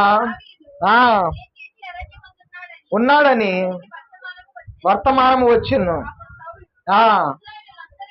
3000 మందిని ఏర్పరచుకొని వచ్చి చూశారండి, బయలుదేరిండు. సౌలు ఎక్కడ రెస్ట్ తీసుకోవట్లా, దావీదుని ఎట్లా చంపాలి, ఎప్పుడెప్పుడు చంపాలి, ఏ క్షణాలు దొరుకుతాడని ఎంతో అలర్ట్ గా ఉన్నాడు. ఇదో పలానా అరణ్యంలో దొరుకుతాడా, వెంటనే వెళ్ళిపోవటం, లేదా పలానా కొండ మీద గుహలో ఉన్నాడా, వెంటనే వెళ్ళిపోవటం. ఎంతమంది సైన్యాన్ని ఏర్పరచుకున్నాడంట? 3000 మంది సైన్యాన్ని ఏర్పరచుకొని దావీదు గారిని వెళ్ళడానికి బయలుదేరారంట. అటు 3000 మంది వెళ్తే దొరకకుండా ఉంటాడా? అటువంటి భయంకరమైన పరిస్థితిలో దావీదు గారు ఉన్నారు. ఒక్కసారి మీరేదన్నా భయంకరమైన పరిస్థితిలో ఈ రోజు ఉన్నారా? అప్పుల బాధల్లో మునిగిపోయి ఉన్నారా? లేదా ఏదైనా నిస్సహాయ స్థితిలో ఉన్నారా? లేదా మీ యొక్క ఆరోగ్యం ఇదిగో ఇంకా చివరి దశలో ఉన్నారని మీరు అనుకున్నారా? ఒక్కసారి దేవుని వైపు తిరగండి. ఒక్కసారి దావీదు గారిని జ్ఞాపకం చేసుకోండి. ఏ విధంగా దావీదు గారు ప్రార్థన చేశాడు తను భయంకరమైన పరిస్థితిలో ఉన్నప్పుడు, ఏ విధంగా ఎలుగెత్తాడు దేవునికి, ఏ విధంగా దేవుని బతిమాలుకున్నాడు, ఏ విధంగా తన సమస్యలు దేవునికి చెప్పుకున్నాడు. ఒక్కసారి జ్ఞాపకం చేసుకోండి. ఈ రోజు ఆ యొక్క దావీదు పరిస్థితిని మీరు జ్ఞాపకం చేసుకుని ఆ విధంగా దేవునికి మీరు ప్రార్థించండి. ఈ మనుషుల దగ్గరికి వెళ్తే ఏ సహాయం మనకు కాదు. మనుషుల కాళ్ళ మీద పడినా కానీ మనకు సహాయం రాదండి. ఒక్కసారి చూడండి యెషయా గ్రంథము 66వ అధ్యాయం మొదటి వచనం.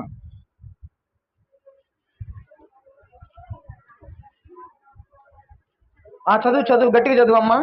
యెహోవా ఇలాగూ ఆజ్ఞయించుచున్నాడు, ఆకాశము నా సింహాసనము, భూమి నా పాదపీఠం. భూమి ఏంటంట? దేవుని యొక్క పాదపీఠం అంట. దేవుని యొక్క పాదపీఠం అంట. ఎవరన్నా మనిషి మన పాదాల మీద పడితే మనకు కొద్దిగా జాలన్నా కలిగిద్ది కదండి. ఆయన పాదపీఠం దగ్గరే మనం ఉన్నాం. ఈ రోజు ఆయన పాదపీఠం దగ్గరుండి మనం ప్రార్థిద్దాం. మన సమస్యల నుంచి ఎందుకు దేవుడు తప్పించడు. ఈ యొక్క అప్పుల బాధల నుంచి కానీ, ఆరోగ్య సమస్యల నుంచి కానీ, లేదా నీకు ఇంకేమైనా బాధలు ఉంటే వాటి నుంచి దేవుడు ఎందుకు ఈ రోజు మనల్ని బయట వేయడో ఈ రోజు మనం దేవుని దగ్గర ప్రార్థిద్దాం. ఆయన పాదపీఠం దగ్గర మనం ఉన్నాం. ఆయన కాళ్ళ మీద పడి ఈ రోజు మనము, ఆ రోజు దావీదు గారు ఏ విధంగా అయితే ప్రార్థన చేశాడో ఈ రోజు మనం కూడా ప్రార్థిద్దాం. మనం కూడా దేవుని దగ్గర నుంచి జవాబు పొందుదాం. మనకు కూడా దేవుడు ఖచ్చితంగా సమాధానం ఏర్పరుస్తాడు. నువ్వు ఏ బాధలో ఉన్నా దేవుని యొక్క పాదపీఠం దగ్గరే నువ్వు ఉన్నావు. ఆయన పాదాల మీద పడి ప్రార్థన చెయ్యి. ఎందుకు దేవుడు సమాధానం ఇవ్వడం చూడు. ఖచ్చితంగా ప్రార్థన చెయ్యి. దావీదు గారి ప్రార్థన నువ్వు గుర్తుంచుకో.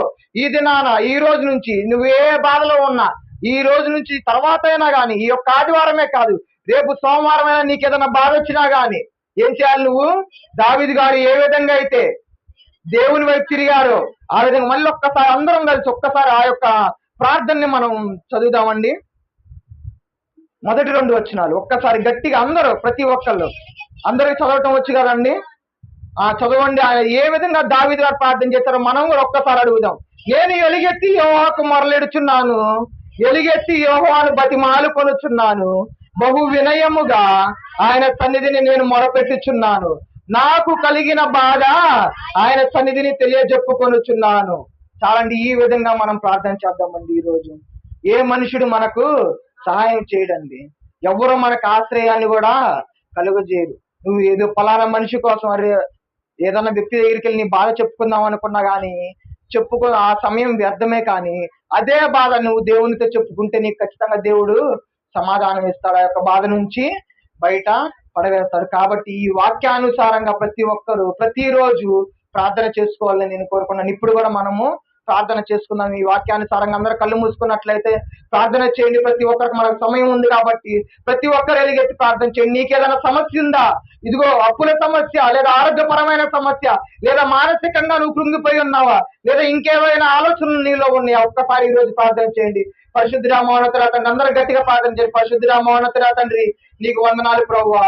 ఈ రోజు ప్రభువా, మేము దావీదు ఏ విధంగా తను కష్ట సమయంలో ఉన్నప్పుడు, తనకి ఏ దిక్కు లేనప్పుడు ఏ విధంగా నీకు ప్రార్థించాడో అది మేము ఈ రోజు తెలుసుకున్నాం ప్రభువా. ఇదో ప్రభా, మనుషులుగా మేము సాటి మనిషిని కోరుకుంటాం ప్రభువా, మా యొక్క బాధలు చెప్పుకోవటానికి. లేదా ప్రభువా, ఏ దిక్కు నుంచి సహాయం వచ్చిద్దా అని ప్రభువా మేము ఎదురు చూస్తూ ఉంటాం ప్రభువా. కానీ ప్రభువా, ఏ దిక్కు నుంచి చూసినా మాకు సహాయం రాదు ప్రభువా. ఎందుకంటే మనుషులు మోసం చేసే వాళ్ళు ప్రభువా, మనుషులు ప్రభు అసూయతో కూడుకున్నవారు ప్రభువా. ఇదిగో ప్రభు, ఏ దిక్కు నుంచి నాకు సహాయం వచ్చిద్దా అని ఎదురు చూస్తున్నప్పుడు ప్రభువా, ఇదిగో ప్రభు నీ వైపు నుంచే నాకు సహాయం వచ్చింది ప్రభువా.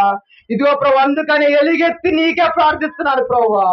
అందుకని ఎలుగెత్తి నిన్నే నేను బ్రతిమాలుకుంటున్నాను ప్రభువా. ఈ రోజు ప్రభువా, మా యొక్క సమస్యలను ప్రభువా మీరు జ్ఞాపకం చేసుకోనండి ప్రభువా. ఇదిగో ప్రభువా, నాలో నా ప్రాణం కుంగిపోయినది ప్రభువా. ఒక్కసారి నన్ను మీరు జ్ఞాపకం చేసుకోనండి ప్రభువా. ఇదిగో ప్రభువా, భూమిని పాదపీఠం అని మీరు అన్నారు ప్రభువా. ఆ యొక్క పాదపీఠం దగ్గర ఉండి ఈ రోజు నేను ప్రార్థిస్తున్నాను ప్రభువా. నా యొక్క ప్రార్థన మీరు జ్ఞాపకం చేసుకోనండి ప్రభువా. భయంకరమైన పరిస్థితుల్లో నేను కృంగిపోయి ఉన్నాను ప్రభువా. ఆనాడు దావీదు గారు ఎటువంటి భయంకరమైన పరిస్థితిలో ఉన్నారో ప్రభువా, ఈ రోజు మేము కూడా అటువంటి భయంకరమైన పరిస్థితిలో ఉన్నాం ప్రభువా. మా యొక్క ప్రార్థన ఆలకించండి ప్రభువా. ఇదిగో ప్రభువా, నేను బాగున్నప్పుడు ప్రతి ఒక్కరు నాకు బంధువులే ప్రభువా. కానీ కష్ట సమయాల్లో ఏ ఒక్కరు నాకు ధైర్యంగా లేరు ప్రభువా. ఇదిగో దావీదు గారు అంటున్నారు, నా కుడి పక్కన చూడండి నాకు ఎవరు లేరన్నారు ప్రభువా. ఈ రోజు ప్రభువా అయితే నాకు కూడా ఎవరు సపోర్ట్ గా లేరు ప్రభువా. ఇదిగో ప్రభువా, మీరుంటే నాకు చాలు ప్రభువా. ఇదిగో ప్రభువా, మీరు నన్ను వదిలేసేవారు కాదు ప్రభువా. ఇదిగో ప్రభువా, నాకు ఏ దిక్కు లేదు ప్రభువా, మీరే మా దిక్కు అని ఈ రోజు ప్రార్థిస్తున్నాం ప్రభువా. దయచేసి మమ్మల్ని మీరు జ్ఞాపకం చేసుకోనండి ప్రభువా. నా పరిస్థితుల నుంచి మీరు బయట పడవేయండి ప్రభువా. ఇదిగో ప్రభువా, ఈ రోజు మాకు సమాధానం కావాలి ప్రభువా. మేమున్న ఈ భయంకరమైన పరిస్థితుల్లో నుంచి ప్రభువా మమ్మల్ని మీరు బయట పడవేయండి ప్రభువా. మిమ్మల్ని మేము బ్రతిమాలి కొనుచున్నాం ప్రభువా. దయచేసి ప్రభువా, ఈ రోజు దావీదు గారు ఆనాడు ఏ విధంగా ప్రార్థించారో ప్రభువా, ఈ రోజు మేము ఆ విధంగానే ప్రార్థిస్తున్నాం ప్రభువా. ఈ యొక్క ప్రార్థన మీ పాదాల సన్నిధికి చేర్చుకోనండి ప్రభువా. ఇదిగో ప్రభు ఈ యొక్క ప్రార్థన మీరు వినండి ప్రభు. మా యొక్క పరిస్థితిని మీరు జ్ఞాపకం చేసుకోండి ప్రభు. ఒక్కసారి మమ్మల్ని దృష్టి ఉంచండి ప్రభు. నీ పిల్లలను తలగానే ఉంచుతాను, తోకగా ఉంచనన్నారు ప్రభు. ఇదిగో ప్రభు మేము మీ పిల్లలం ప్రభు, మమ్మల్ని తలగానే ఉంచండి ప్రభు. ఇదిగో ప్రభు మా పరిస్థితిని ఒక్కసారి మీరు జ్ఞాపకం చేసుకొని ప్రభు. ఇదిగో ప్రభు మా మా మా ఆ యొక్క పరిస్థితుల నుంచి బయటపడేస్తారని ప్రభు మేము ఆశిస్తూ ఈ యొక్క ప్రార్థన మీ పాదాల సన్నిధికి చేర్చుకోనమని యేసుక్రీస్తు వారి పేరట అడిగి వేడుకొని ప్రార్థిస్తున్నాం తండ్రి. ఆమేన్. అందరికీ వందనాలండి. ఒక చిన్న చరణం పాడుకున్న తర్వాత వారికి మనకు అవకాశం ఇద్దామండి. జాలి లేని లోకం వేదన నదిలో నన్ను ముంచిన గాని ఆదరించువాడా నీవు ఉండగా నాకు కలుగదు హాని.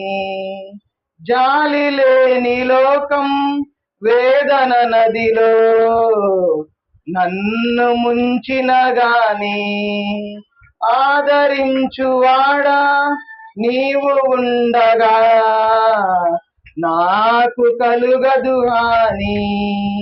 నీ కోసమే నన్ను బ్రతుకని నీ కృపలోనే నన్ను నిలువని చాలండి. జాల్యం లోకం ఏం చేసిద్దండి? మనల్ని వేదనలోకి నెట్టివేసిద్ది. ఆదరించేవాడు ఎవరు? కేవలం దేవుడు మాత్రమే. ఈ వాక్యం అందరికి అర్థమైందని నేను కోరుకున్నానన్న అందరికి అర్థం అవ్వాలి. మనం కూడా ఏ విధంగా ప్రార్థించాలి? ఎలుగెత్తి ప్రార్థన చేయాలి, ఎలుగెత్తి బ్రతిమాలుకోవాలి. మన బాధలని దేవునికి వినయంతో చెప్పుకోవాలండి. తర్వాత వారికి నేను అవకాశం ఇస్తానండి. మన మధ్యలో పాస్టర్ దావీదు గారు ఉన్నారు, వచ్చి వర్తమానాన్ని అందిస్తారండి.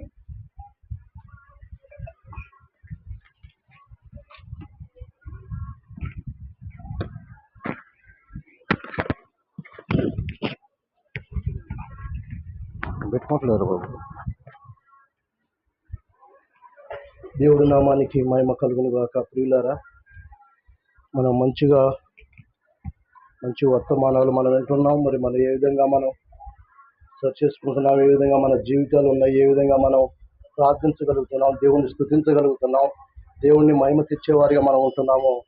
మనం ప్రతి ఒక్కళ్ళం ప్రశ్నించుకుని నిజంగానే దేవుడు నాకు ఇచ్చినటువంటి ఆయుష్ దినాల్లో, దేవుడు నాకు ఇచ్చినటువంటి ఈ యొక్క దినంలో నేను ఏ విధంగా బ్రతుకుతున్నాను, ఏ విధంగా ఉండగలుగుతున్నాను, ఏ విధంగా యథార్థంగా ఉండగలుగుతున్నాను, దేవుడికి ఇష్టంగా ఉండగలుగుతున్నాను అనేది ప్రతి ఒక్కళ్ళం మనం ఆలోచించుకొని ఈ యొక్క భయంకరమైన దినాల్లో దుర్దినాల్లో ఉన్నాం కాబట్టి మనం ఎంతో జాగ్రత్తగా మనం ఉండాలి. ఎందుకంటే మనం ఏ క్షణము ఏ సమయం మనకి తెలియదు. చూస్తూ ఉన్నాం, మన కళ్ళ ముందు ఎంతో మంది ఈ లోకాన్ని విడిచి వెళ్ళిపోతూ ఉన్నారు. దేవుడు కృపను బట్టి, దేవుడు దయని బట్టి మనల్ని ఇంకా సజీవ లెక్కలో ఉంచాడు. సజీవ లెక్కలో ఉంటున్న మనము చాలా జాగ్రత్తగా మనం జీవించాలి. చాలా జాగ్రత్తగా తండ్రి, ఇంకా నేను ఎలా జీవిస్తున్నాను ప్రభు, నీకు యథార్థంగా ఉంటున్నానా, నీతిగా ఉంటున్నానా, నా బ్రతుకు నా జీవితం ఎలా ఉంటున్నా అనేది మనం ప్రతి ఒక్కరూ ఆలోచించి జాగ్రత్తగా మనం జీవిస్తున్నట్లయితే మనం ఈ లోకంలో సంతోషంగా ఉంటాం, ఆ యొక్క పరలోకంలో కూడా సంతోషంగా ఉంటాం. పిల్లల యొక్క మధ్య కొన్ని విషయాలు దైవ గ్రంథంలో మనం తెలుసుకున్నాం. ఎందుకంటే నరుడు ఆత్మ యెహోవా పెట్టిన దీపము. ఈ దీపము ఎలా వెలిగించుకోవాలి, ఎలా మనం వెలిగించుకుంటున్నాం? ఇప్పుడు మనం వెలుగుంది, వెలుగులో మనం లైట్ వేసినప్పుడు వెలుగులో మనకి అన్నీ ఎగపడతాయి.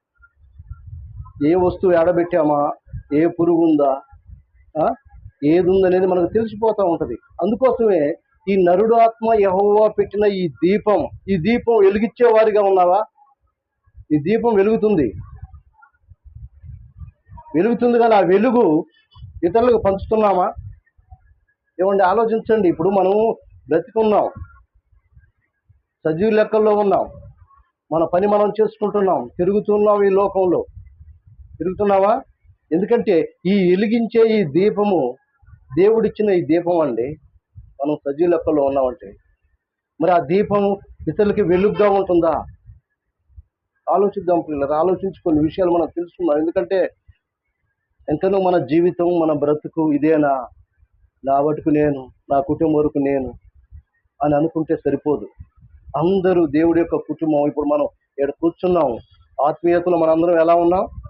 ఒక కుటుంబమే మనందరం. దేవుని రక్తంలో కడగబడిన నీవు నేను అందరం ఒక కుటుంబము.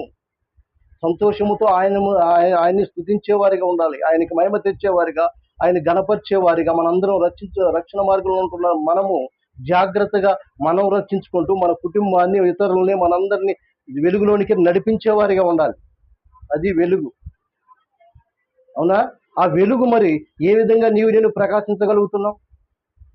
ఏ విధంగా ఇతరులని ఆ వెలుగు దగ్గరికి తీసుకొచ్చే వారిగా ఉంటున్నామా? మనం ఎలా వెలుగుతూ ఉన్నాం? ఎలా వెలుగుతున్నామండి? మనం కొన్ని విషయాలు మనం తెలుసుకుందాం. యోహాను సువార్త చూడండి. యోహాను గారు ఏమంటుండో, యోహాను సువార్త 5వ అధ్యాయము 35వ వచనం చూడండి. అతడు మండుచు ప్రకాశించుచున్న దీపమయ్యుండెను. మీరు అతని వెలుగులో ఉండి కొంతకాలము ఆనందించుటకు ఇష్టపడితిరి. చాలు. ఏమంటున్నాడు? మీరు మండుచు ప్రకాశించాలి. మనం మండుచు ప్రకాశించాలి. యోహాను గారు ఎలా ప్రకాశిస్తూ ఉన్నాడు? ఏమండి? అతడు మండుచు ప్రకాశిస్తూ ఉన్నాడు. మరి మనం ప్రకాశించగలుగుతున్నామా? మనం ఇతరులకు ఎలా ఉన్నాం? ప్రకాశించే వారిగా వెలుగు వద్దకు వస్తున్నారా? నేనున్నానంటే నాతో పాటుగా 10 మంది వచ్చే విధంగా ఉన్నారా? వాడు మంచోడు కాదురా, వాడు మంచి మనిషి కాదు అనేటట్లుగా ఉంటున్నావా? అవునా కదా? ఇప్పుడు మనం ప్రకాశించాలంటే ఆ వెలుగుకి, ఇప్పుడు మనం వెలుగుకి ఏ విధంగా, ఇప్పుడు వెలుగు లైట్ వేసామనుకో, లైట్కి ఏ విధంగా వస్తే పురుగులన్నీ వస్తూ ఉంటాయి వెలుగు దగ్గరికి. మనకు కూడా వెలుగులో మనం ఏది అగపడకపోయినా మనం ఏం చేస్తాం? మనం చీకట్లో ఉండగలుగుతామా? ఉండలేం. లైట్ వేస్తాం, ఏదో పురుగు కానీ మన వస్తువు కానీ ఏదిపోయినా మనం ఏం చేస్తాం?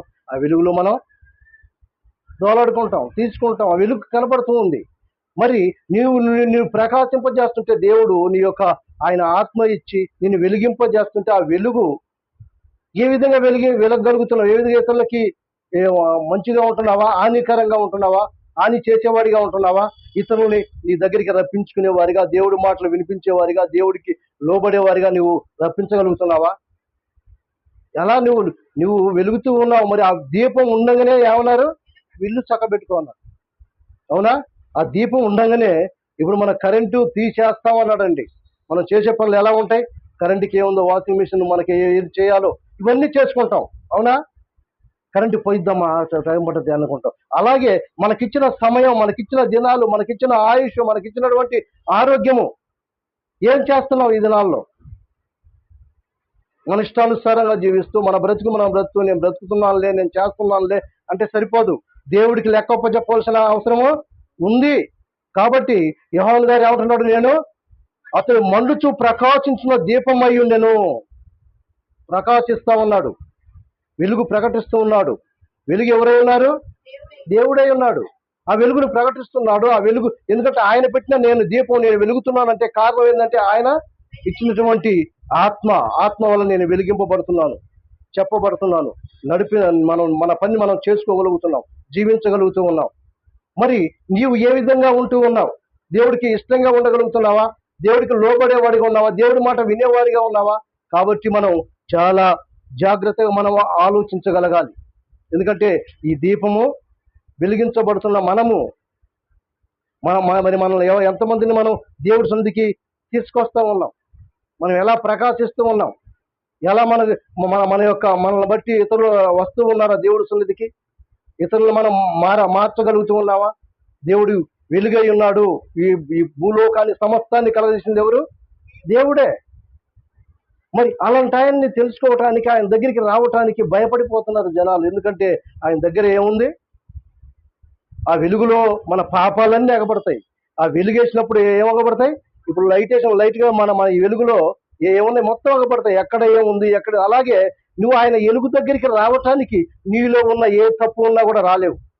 నీలో ఉన్న అనేకమైనటువంటి ఏముంటాయి? నీ హృదయంలో అనేకమైనటువంటి ఆలోచనలు, చెడిపోయి ఉన్న నీ హృదయాన్ని బాగు చేయటానికి ఆయన నీ వెలిగిస్తూ ఉంటే ఆ వెలుగు రావటానికి నీవు భయపడిపోతున్నావు. నీకు ఇష్టంగా లేదు, చూస్తేనే భయం అవుతుంది. ఇప్పుడు నువ్వు పోలీసుని చూసి నువ్వు భయపడుతున్నావు అంటే ఏంది? నువ్వు దొంగ భయపడిపోతున్నావు.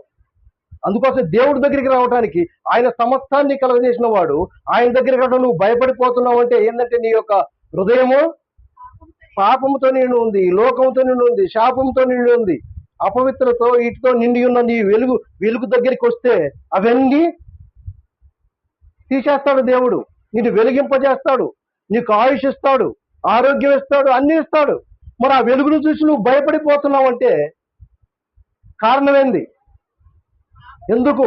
నీలో ఉన్న ఏ పాపం ఉందో, ఏ అసూయ, ద్వేషము, ఇవన్నీ ఉంటాయండి. ఇవన్నీ ఉంటే దేవుడి సన్నిధికి వచ్చినప్పుడు ఇవన్నీ నీకు నీ మనసు నీకు తెలుస్తూ ఉంటుంది. అమ్మో, నేను తప్పు చేశాను, నేను తప్పు మాట్లాడాను, తప్పు ఆలోచిస్తున్నాను అనేది ఆ వెలుగు దగ్గరికి రాలేరు. అందుకోసమే యోహాను గారు ఏమంటున్నాడు?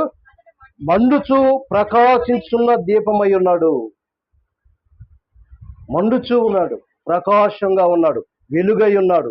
ఆ వెలుగులో మరి నీవు నేను ఏ విధంగా ఉండగలుగుతున్నావు? దావీదు మహారాజు, నా దీపము వెలిగించువాడవు నీవే.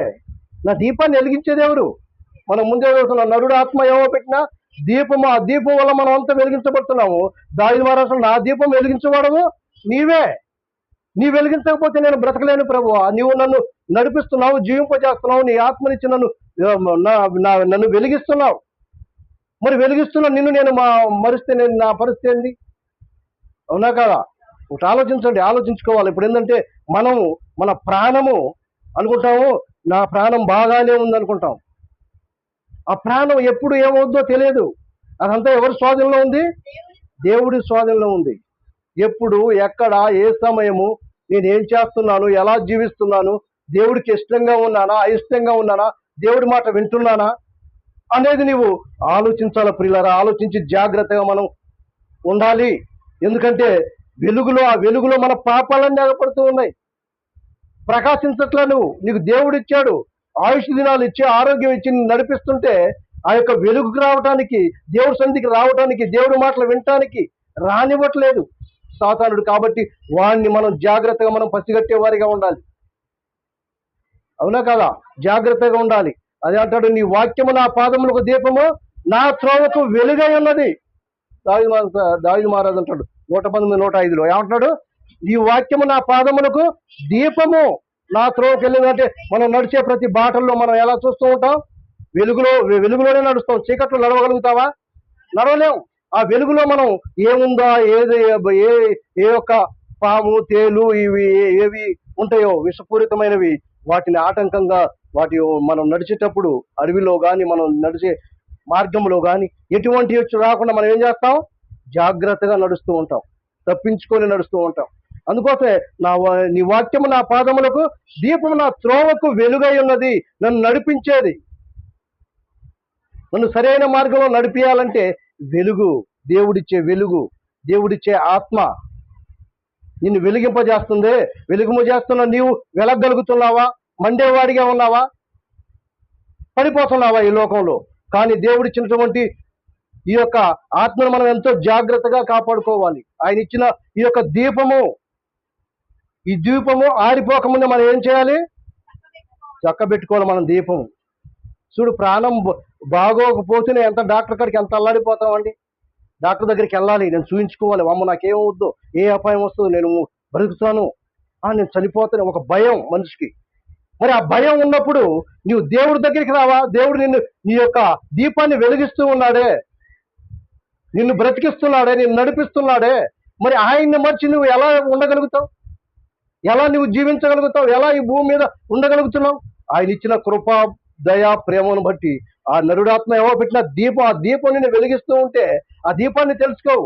ఎవరు నన్ను వెలిగిస్తున్నారు, ఎవరు నన్ను నడిపిస్తున్నారు, నన్ను జీవింపజేసేది ఎవరు అనేది ఆలోచిస్తున్నావా? వీళ్ళారా, మనం బ్రతుకున్నాగానే మనం ఆలోచించాలి. ఎందుకంటే దేవుడు మనల్ని నడిపిస్తున్నాడు. ఆయన ఆత్మజాత మనల్ని వెలిగిస్తున్న నీవు నేను ఇంకనూ వెలగలుగుతానులే అంటే అది నీ మూర్ఖతనం. నువ్వు ఆలోచించలే.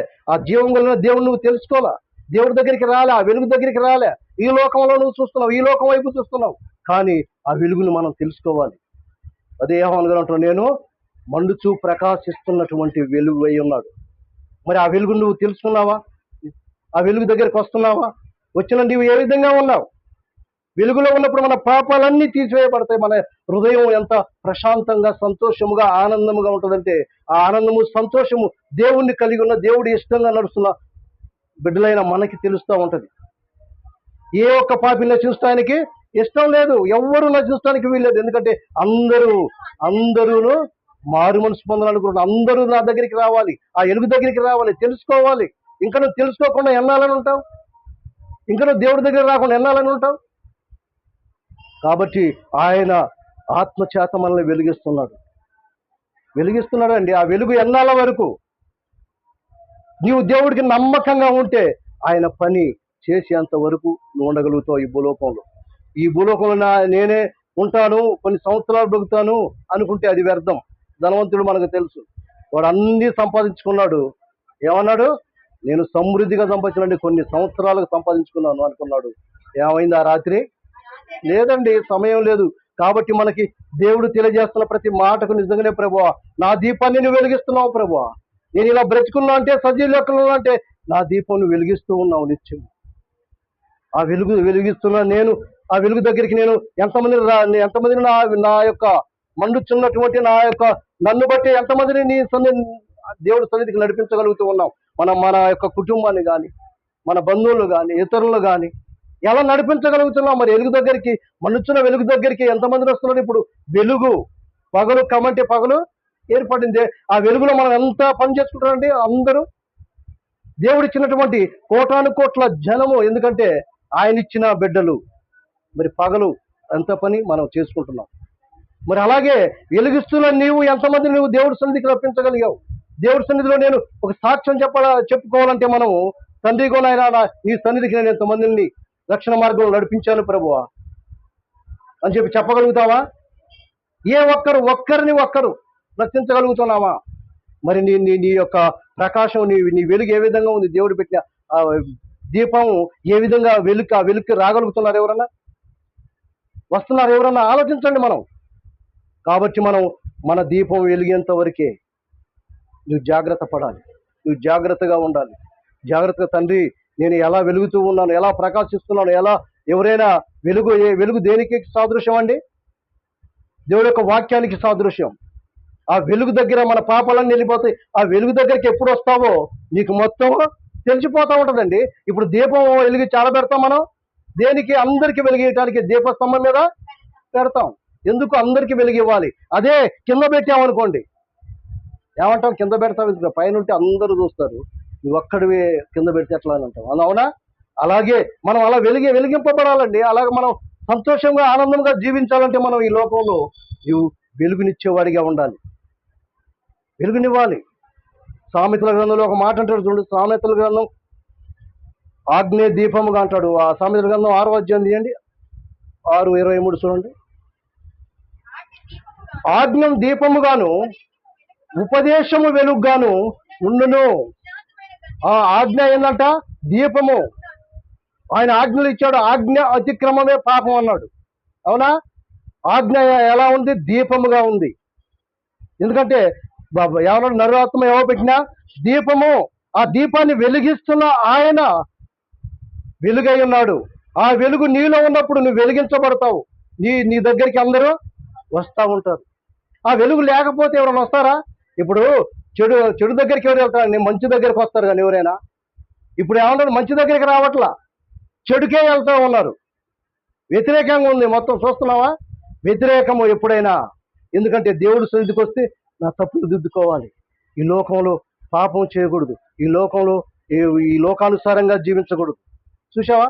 వెలుగు దగ్గరికి రావటానికి మనిషికి భయం అయిపోతుంది. అదే ఈ లోకానుసారంగా జీవించాలంటే వాళ్ళ ఇష్టానుసారంగా జీవించారు. ఎవరన్నారు కదంటే ఎవరు అనే వాళ్ళు ఉన్నారు? వాళ్ళ ఇష్టానుసారంగా జీవించవచ్చు. వెలుగు అదే ఆజ్ఞ, దేవుడిచ్చినటువంటి ఆజ్ఞ. నా దగ్గరికి రండి, నేను మీకు వెలుగై ఉన్నాను. ఆ వెలుగులో మీ పాపాలన్నీ పోతాయి, మీరు సంతోషంగా జీవించగలుగుతారు. అలాంటి సంతోషం మనకొద్దు, అలాంటి సంతోషం, ఆనందం మనకొద్దు. కానీ ఈ లోకంలో ఇష్టానుసారంగా జీవిస్తే అది ఒక సంతోషం, ఆనందం. మరి ఈ లోకానుసారంగా నువ్వు జీవిస్తున్నావు. ఈ లోకానుసారంగా ముగించుకున్న తర్వాత నీలో నరుడాత్మ ఎవరు పెట్టిన ఆ దీపం వారిపోయిన తర్వాత ఏంది పరిస్థితి? దీపం ఆరిపోయింది అనుకోండి, తర్వాత ఏంది? దాన్ని ఆలోచించావా? నిత్యము ఉండే ఆ యొక్క దీపాన్ని మరి నిత్యము ఆయన దగ్గర వెలుగుతూ ఉండాలి. అది ఆలోచించట్లా ఎవరు, ఆ వెలుగు గురించి ఆలోచించట్లా. నేను ఎప్పుడు ఆరిపోతానో, నా దీపం ఎప్పుడు ఆరిపోతుందని ఒక ఆలోచన లేదండి. ఏ కాడికి నేను ఇంగను బ్రతకాలి. చూడండి ముసలోళ్ళు కూడా, అంటే ఎవరివైనా వెళ్ళిపోవాల్సిందే, కానీ ముసలితనం అయినప్పుడు కూడా ఏమనుకుంటారంటే, ఇంకా నేను వయసులో ఉంటే బాగుండు, ఇంకా నేను ఇంకా ఒక 10 సంవత్సరాలు బ్రతికితే బాగుండు, ఇంకా బ్రతికితే బాగుండు అంటారా, చనిపోతే బాగుంటుంది అనుకుంటారా? ఎవరైనా బ్రతకాలి బ్రతకాలి బ్రతకాలి అనుకుంటారే. నువ్వు బ్రతకాలన్నప్పుడు దేవుడిని ఎరిగితే, దేవుడి ఇష్టంగా నడిస్తే, దేవుడికి లోబడితే, దేవుడి మాట వింటే, ఆ వెలుగు దగ్గరికి వస్తే నీవు వెలిగించబడతావు, నీవు సంతోషంగా ఉండగలుగుతావు, ఆనందంగా ఉండగలుగుతావు. దేవా, నేను ఎప్పుడైనా ఆనందంగా ఉన్నాను ప్రభువా, నువ్వు నన్ను ఎప్పుడు తీసుకున్నా నేను సంతోషంగా, ఇంకా నీ యొక్క అక్కడ నాకు సంతోషం ఉంటుంది, ఇంకా ఇంతకంటే సంతోషం అక్కడ ఉంటుంది ప్రభు అని చెప్పి మనం ఆ నిరీక్షణ కలిగి ఉండాలి. ఆ యొక్క పట్టుదలతో మనం ఉండాలి. అలా ఉన్నప్పుడే దేవుడి యొక్క సన్నిధానంలో నీవు నేను వెలగలుగుతాం ప్రియులారా. 13 కూడా చూడండి, సామెతల గ్రంథం 13 అధ్యాయం 9వ వచనంలో ఏమంటున్నాడు? నీతిమంతుల వెలుగు తేజరిల్లును. ఆ సూచన నీతిమంతుల వెలుగు ఏంటంట? సంతోషముగా ఆనందముగా ఉండగలుగుతాడండి దేవుని కలిగి ఉన్నవారు. ఎప్పుడు ఆనందము సంతోషము, ఎందుకంటే దేవుడి ఇష్టంగా, దేవుడి యొక్క వాక్యానుసారంగా మనం జీవిస్తున్నాం కాబట్టి ఎప్పుడు సంతోషంగా ఆనందంగా ఉండగలుగుతాము. అదే ఈ లోకానుసారంగా దేవుణ్ణి ఎరగకుండా ఇవన్నీ, ఈ వెలుగు చీకటి ఇవన్నీ మనకి ఎందుకు ఇచ్చాడు దేవుడు? మనం అనుభవించడానికి ఉంటున్నావే. ఈ వెలుగంతా ఆయన మొత్తం వాడుకుంటూ ఆయన ఎవరో తెలవకుండా నువ్వు వెళ్ళిపోయావు అనుకో, తర్వాత ఏమైంది వాళ్ళది? ఏమన్నాడు ఆడ పక్కమటే? దీపము ఆరిపోతూ ఉంది, అంతే. ఆరిపోయిన తర్వాత నువ్వేం చేయలేవు. నువ్వు వెలిగించబడినప్పుడే నీ యొక్క వెలుగుకి అందరినీ ఆకర్షించాలి. అందరితో మనం ఎంతో సంతోషముగా ఆనందముగా ఉండాలి. ఎందుకంటే ఆ సంతోషం ఆనందం దేవుణ్ణి కలిగి ఉన్నప్పుడు వస్తుంది, దేవునిలో ఉన్నప్పుడే వస్తుంది. ఈ లోకానుసారంగా రాదు. ఈ లోకానుసారంగా ఏంటంటే 1 గంట 2 గంటలు 3 గంటలు, 1 రోజు 2 రోజులు, తర్వాత ఏమంటారు? అబ్బో ఇక ఇదే విషయాలు అయితే నా వల్ల కాదని వెళ్ళిపోయే వాళ్ళు ఉంటారు చాలా మంది, అవునా కదా? కాబట్టి మనం అలా చేయలేము. అదే ఆత్మీయ విషయంలో అనుకోండి, దేవుడి దృష్టిలో అనుకోండి, మనం ఎప్పుడైనా సంతోషంగానే ఉండగలుగుతాం, ఆనందంగానే ఉండగలుగుతాం. కాబట్టి ప్రియులారా, ఈ యొక్క మధ్యాహ్న కాల సమయంలో దేవుడు నీకు నాకు ఇచ్చినటువంటి సమయము ఎంతో విలువైన సమయము. దీపము ఉండంగానే మనం చక్కపెట్టుకుంటే మంచిది. దీపం ఆరిపోయిన తర్వాత మనం ఏమీ చేయలేము. యోహాను గారు ఏ విధంగా అయితే ప్రకాశిస్తూ ఉన్నాడు, ప్రకాశిస్తూ మండుచున్న అగ్ని వలె ఉన్నాడు. మరి మన కాడ అగ్ని ఏముంది? మనం ఏమైనా మండుచూ ఉన్నామా?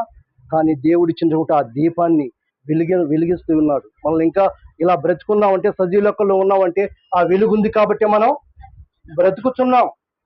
మరి ఆ బ్రతుకులో మనం, ఆ వెలుగులో మనం అంతా ఏం చేయాలి? మండుచూ ఉండాలి. అది 20:20లో కూడా ఒక మాట అంటాడు చూడండి, సామెతల గ్రంథం 20 అధ్యాయం 20 వచనంలో చూడండి.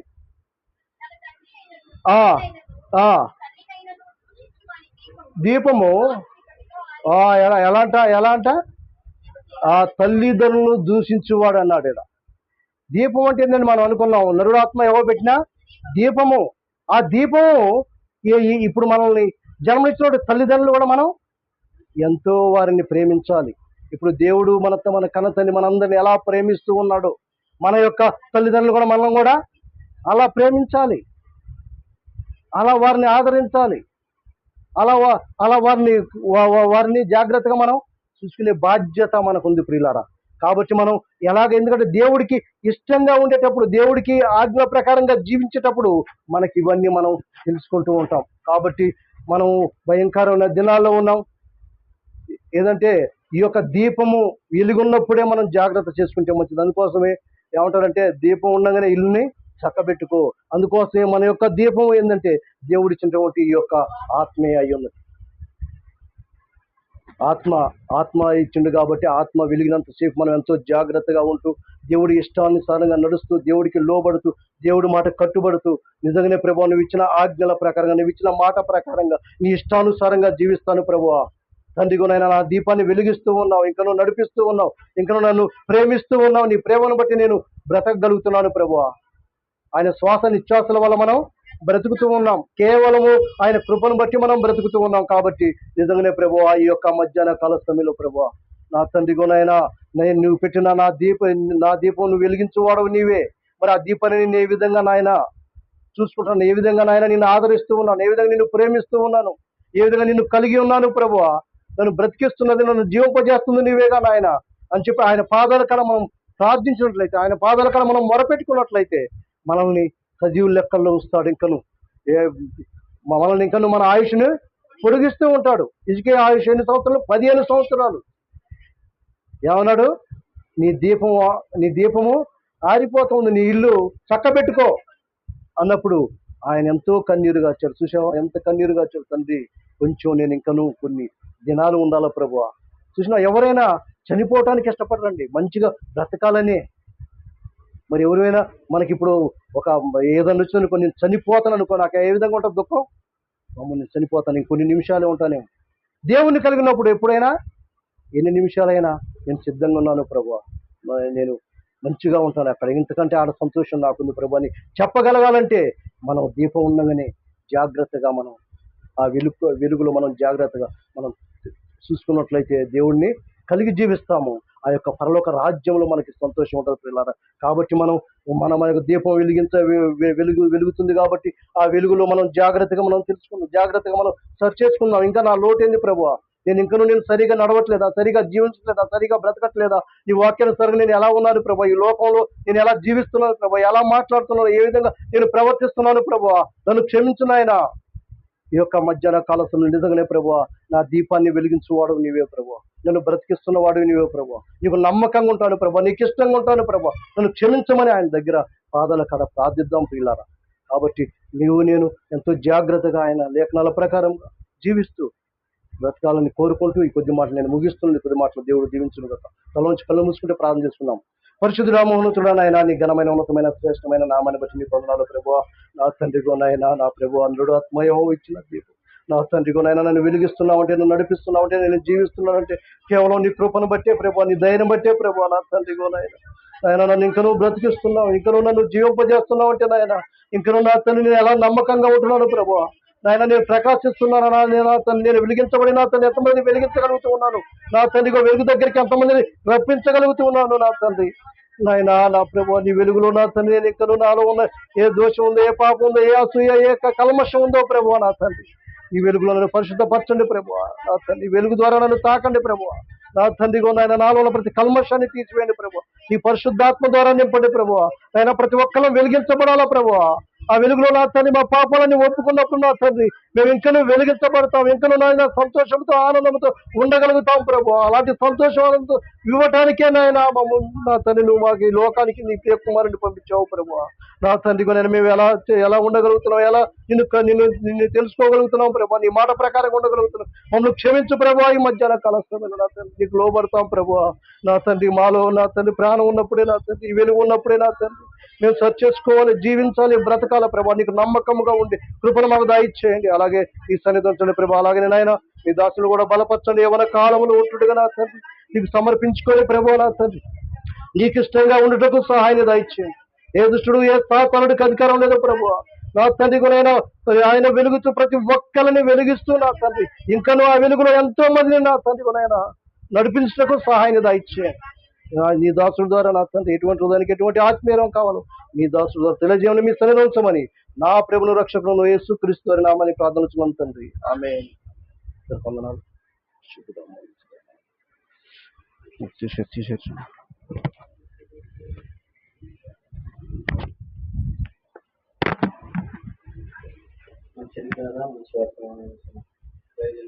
తెలియజేసుకుంటున్నాను. సమయం చిన్న పల్లెగొట్టు పాడుకొని తర్వాత దాసులకు అప్పచేద్దాం. నా దీపము యేసయ్య నీవు వెలిగించినావు, సుడిగాలిలోనైనా జడవని పల్లెగొట్టి పాడతాం. అందరు చప్పట్ల కొట్టి కలిసి. నా దీపము యేసయ్య నీవు వెలిగించినావు, సుడిగాలిలోనైనా జడివానలోనైనా ఆరిపోదులే నీవు వెలిగించిన దీపము, నీవు వెలిగించిన దీపము నీవు వెలిగించిన దీపము, నా దీపము యేసయ్యా నీవు వెలిగించినావు. చాలండి. మన మధ్యలో దైవజనులు హజ్రా శాస్త్రి గారు ఉన్నారు, వర్తమానం అందిస్తారు.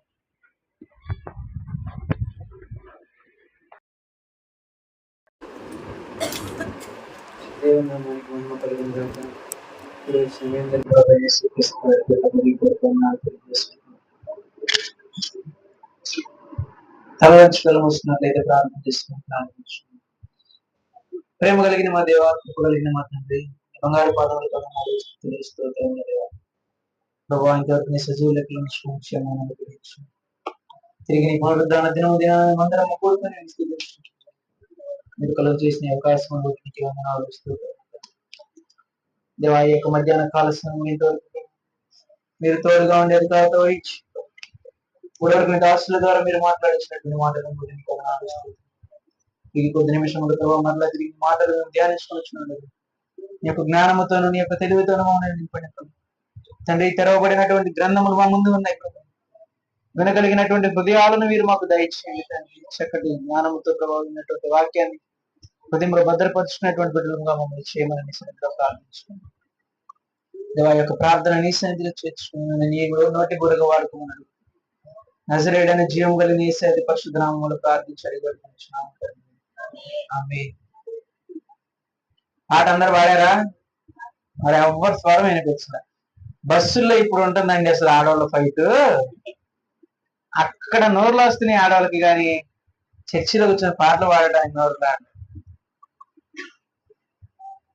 ఆర్టీసీ బస్సుల్లో ప్రజెంట్ ఉన్న సిచ్యువేషన్ లో చూస్తే ఎక్కడెక్కడ ప్రయాణం అవుతున్నారో తెలియట్లేదు. ప్రయాణం అయ్యి ఎవరిని కొట్టుకుంటున్నారో తెలియదు. తిట్టుకోవటాలు పక్కన పెట్టండి, కొట్టుకోవటాలు దాకా. కొట్టుకోవడం ఆడవాళ్ళు కొట్టుకుంటే పర్లేదు, ఎవరిని కొడుతున్నారు కలిపి? మగవాళ్ళు కొడుతున్నారు. పాపం ఫ్రీ బస్ అయిపోయి పాట పాడటానికి నోరు రావట్లేదు, స్వరం రావట్లేదు. చక్కటి పాటను పాడతా అందరూ ఒకసారి మళ్ళీ పెద్దగా పాడదాం ఆ పాటని. యేసయ్యా వెలిగించినావు సుడిగాలిలోనైనా జడివానలోనైనా ఆరిపోయే వెలిగించిన దీపము, నీవు వెలిగించిన దీపము. చాలండి, ఎవరు రావట్లేదు లేండి, నేనే కాంప్రమైజ్ అవుతున్నాను. పరిశుద్ధ గ్రంథంలో నుంచి చూసుకున్నాము. మత్తయి సువార్త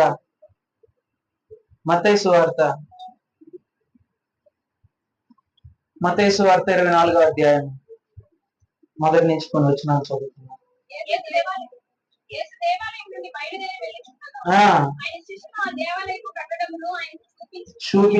చూపింపవచ్చిరి.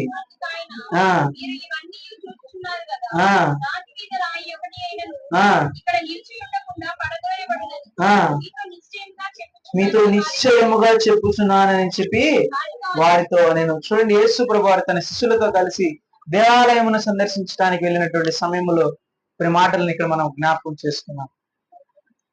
శిష్యులతో కలిసి దేవాలయమును సందర్శించాలనేటువంటి ఉద్దేశం కలిగి వెళ్ళి సందర్శించినటువంటి సమయంలో మరి ఆనాడు సంసోను కట్టినటువంటి సంఘము కూల్చబడినటువంటి తర్వాత, సొలొమోను కట్టబడినటువంటి సంఘం కూల్చబడినటువంటి తర్వాత హెరోదు రాజు పునరుద్ధరించినటువంటి ఒక సంఘాన్ని, ఏదైతే యూదుల కోసం, యూదుల సంతోషము కోసం కట్టబడినటువంటి ఒక సంఘం ఏదైతే ఉన్నదో, ఆ సంఘములో దాన్ని సందర్శించడానికి వీరు వెళ్ళినటువంటి సమయంలో మరి నూతన మందిరం అనేటువంటిది చక్కగా అలంకరించినటువంటి బడిన సంఘం ఏ విధంగా ఉంటది, చక్కగా చూడటానికి అందముగా. ఒక సంఘం అనే కాదు, ఏదైనా ఒక షాప్కి వెళ్ళినా కానివ్వండి, చూడండి కొత్తగా ఓపెన్ చేసినవి అయితే ఎంత అలంకరణ, చూడడానికి చూడముచ్చటగా ఉంది. చూడగానే లోపల ఏమున్నాయో లేవో తెలియదు, ఫస్ట్ బయటికి కనపడడానికి బాగుంది కాబట్టి వెళ్ళిపోవాలనేటువంటి ఆలోచన మనకు కలుగుతుంది. అవునా కాదా చెప్పండి? లోపల ఏ చీరలు ఉన్నాయో తెలియదు, ఏ బట్టలు ఉన్నాయో తెలియదు, కానీ ఆ షాపు చక్కగా కనిపిస్తుంది. బయట అంబియన్స్ మంచిగా పెట్టాడు, బోర్డు బాగుంది, కలర్ఫుల్ గా ఉంది కనిపిస్తుంది కనుక చూడటానికి, చూస్తే కదా తెలిసేది అని చెప్పి వెళ్తాం. అవునా? ఇక్కడ వీరు కూడా ఏం చేశారంటే దేవుని సన్నిధిలోకి వెళ్ళిన దేవాలయంలోకి వెళ్ళినటువంటి తర్వాత అలా చెప్తున్నాడు చూడండి 2వ వచనంలో. ఆ ఆ ఆ అదంతా చూసి వాళ్ళకి నచ్చేసింది. సంఘము చూడటానికి దేవాలయం చాలా చూడముచ్చటగా ఉంది, అందముగా కనిపిస్తుంది, చక్కగా ఉంది. శిష్యులు చెప్తున్నారు, ఇలాంటి సంఘము మనం ఎందుకు కట్టుకోలేకపోతున్నాం? ఇలాంటి సంఘము దేవుడు మనకెందుకు ఏర్పరచట్లేదు? ఇలాంటి ఆలయాన్ని దేవుడు మనకెందుకు సమకూర్చట్లేదు? లేచిన దగ్గర నుంచి అక్కడికి అంటాడు, గలిలయ అంటాడు, అక్కడికి వెళ్దాం అంటాడు, సమరయకి వెళ్దాం అంటాడు, ఎక్కడికో తిరుగుదామంటాడు, అక్కడికి మొత్తం నిప్పుకుంటూ వస్తున్నాడు. మనకంటూ ఒక సంఘం లేకుండా చేస్తున్నాడు అని చెప్పి శిష్యులు అనుకుంటున్నారు. మనకంటూ ఒక సంఘం లేకుండా చేస్తున్నాడు, అక్కడికి తీసుకెళ్తున్నాడు, ఇక్కడికి తీసుకెళ్తున్నాడు, ఎక్కడికో తీసుకెళ్తున్నాడు, మనకంటూ ఏమి లేకుండా చేస్తున్నాడు అని చెప్పి శిష్యులు బాధపడుతున్నారు. మరి చక్కటి మందిరం నిర్మించుకోవాలనేటువంటి ఆశ ప్రతి ఒక్కరికి కలుగుతుంది, ప్రతి ఒక్కరికి ఉండేది. ప్రతి దైవజనుడికి ఉండేటువంటి కోరిక ఏంటంటే చక్కటి మందిరంలో చక్కటి మనుషుల మధ్య చక్కటి దేవుని వాక్యాన్ని దేవుని వాక్యాన్ని వివరించాలి, దేవుని వాక్యాన్ని తెలియచేయాలి. చక్కటి మంచిగా పాలరాయటపడినటువంటి దేవుని సంఘములో, దేవుని సన్నిధిలో కూడా నేను వాక్యం బోధించాలనేటువంటి కోరిక ప్రతి దైవజనుడికి ఉంటుంది. మరి అలాగనే వీరికి కూడా ఏమి కోరిక కలిగిందంటే, మనకెందుకు సంఘం ఉండట్లేదు, మనకెందుకు సంఘాన్ని ఏర్పరచట్లేదు దేవుడు అనేటువంటి ఆ యొక్క ఏమంటారు దాన్ని ఆలోచన వారికి కలిగింది. అక్కడ మనకెందుకు నిర్మించలేకపోతున్నాడు దేవుడు, మనకెందుకు ఆలయం లేకుండా చేస్తాడు? దేవుడు ఇలా జ్ఞాపకం చేసుకోండి, దేవుడు పరిశుద్ధ గ్రంథంలో సెలవిస్తున్నాడు. ఒక చోటే ఉండి కాదు, చాలా మంది పెద్ద సేవకులు అయితే చూస్తున్నట్టయితే వారికి సంఘాలు కూడా ఉండవు, కారణం ఏంటంటే ఒక చోటే కాదు నేను స్వార్థ చేయాల్సింది, సకల జనులకి స్వార్థను ప్రకటించమని చెప్పి పరిశుద్ధ గ్రంథంలో చెప్పాడు. సకల జనులకి దేవుని యొక్క వర్తమానాన్ని తెలియచేయమన్నాడు, సకల జనులకి దేవుని ప్రేమను కనపరచమన్నాడు, సకల జనులకి ఎవరైతే నశించిపోతున్నటువంటి వారు ఉన్నారో వారి మధ్యకి వెళ్ళి దేవుని యొక్క మాటలను తెలియచేయమని చెప్పాడు. ఆ విషయాన్ని మర్చిపోతున్నారు ఈ రోజున. చక్కటి మందిరంలో నా జనులు, నా ప్రజలు నన్ను ఆరాధించేటువంటి వారు. ఎవరిని ఆరాధించేటువంటి వారు? దేవుణ్ణి ఆరాధించట్లేదు, వారినే ఆరాధిస్తున్నారు. కొన్ని చోట్ల నన్ను ఆరాధించే ప్రజల మధ్యనే వారికి సేవ చేయాలని ఆశపడుతున్నారు. వారి మధ్యనే కాదు, వారి మధ్యలో ఇరుక్కుపోయి ఉండటం కాదు, సకల జనులకు బయటికి వెళ్ళి దేవుని స్వార్థను ప్రకటించేటువంటి వారిగా ఉండాలి. మరి అక్టోబర్ 1-2 తారీఖుల గురించి, అక్టోబర్ 1-2 అని చెప్పి నేను ముందు అనుకోలేదు, కానీ 2 రోజులు మంచిగా కూడిక ఏర్పాటు చేసుకోవాలి. ఒక రోజు యవనస్తుల కూడిక లాగా పెట్టుకోవాలి, ఒక రోజు అందరము కలిసి ఒక బహిరంగ సభలాగా ఏర్పాటు చేసుకోవాలి. సెలవులు అయితే బాగుంటది, ఎప్పుడు చేసుకోవాలి, ఎట్లా అయితే బాగుంటది, మరి అందరూ సహకరించగలుగుతారా? సహకరిస్తే బాగుంటది. నాకు ఫస్ట్ టైం పెట్టుకుంటున్నటువంటి మీటింగ్స్ కదా అని చెప్పి ఆశపడి దేవుని సన్నిధిలో ప్రార్థిస్తున్నటువంటి సమయంలో ఎంతకాలము మనం ఒక సంఘంలో మనం వరకే కూర్చొని దేవుని ఒక వాక్యాన్ని ప్రకటించుకోగలుగుతాం, మనం వరకే దేవుని ఒక వాక్యాన్ని వినగలుగుతాము. సకల జనులని మనం పిలుచుకొని సకల జనులకు స్వార్థాన్ని అందించేటువంటి వారిగా ఎందుకు ఉండలేకపోతున్నాం అనేటువంటి ఆలోచన కలిగి, ఇరుగు పొరుగు వారిని, యవనస్తులని, ఈ లోకంలో చెడిపోతున్నటువంటి వారు, మరి ముఖ్యంగా యవనస్తులే, యవన కాలంలో ఎవరి హేక్షణకి గురైపోయి, ఎవరి హేక్షణతో నిండిపోయి ఈ లోకం అంతా యవనస్తులు చెడిపోతున్నటువంటి వారు. ఎందరో చెడిపోతున్నటువంటి వారు సగం మంది ఉంటే సగం మంది దేవుని పైన దృష్టి ఉంచారు, దేవుని పైన నమ్మకం ఉంచారు, దేవుని మీద విశ్వాసం ఉంది, కానీ దేవుని సన్నిధికి రాలేకపోతున్నటువంటి వారు ఎందరో ఉన్నారు. కారణం ఏంటంటే మేము యవనస్తులం కదా, దేవుని సన్నిధికి వెళ్తే మాకు చులకనగా ఉంటుంది, దేవుని సన్నిధికి వెళ్తే మాకు చులకనగా ఉంటుంది, మేము ఎందుకు వెళ్ళాలనేటువంటి ఆలోచన కొంతమందికి ఉంటుంది. కానీ కొంతమందికి వెళ్ళాలని నిజంగా ఆశ కలుగుతుంది, కానీ వారు రాలేరు.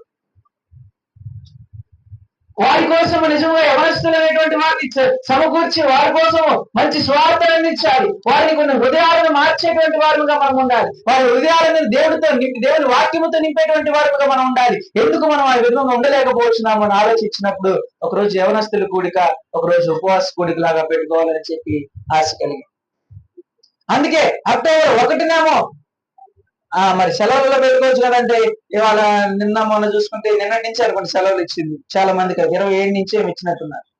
శనివారం ఆదివారం ఈ 1-2-30 తారీఖులో కూడా కుదరదు. 1-2 అయితే అందరు ఇంటి దగ్గర ఉంటారు, 2వ తారీఖు అయితే ముఖ్యంగా సెలవు, పండుగ సెలవు వచ్చింది, ఆ రోజు అందరు ఇంటి దగ్గర ఉంటారనే ఉద్దేశంతో ఆ 2 రోజులు పెట్టడం జరిగింది.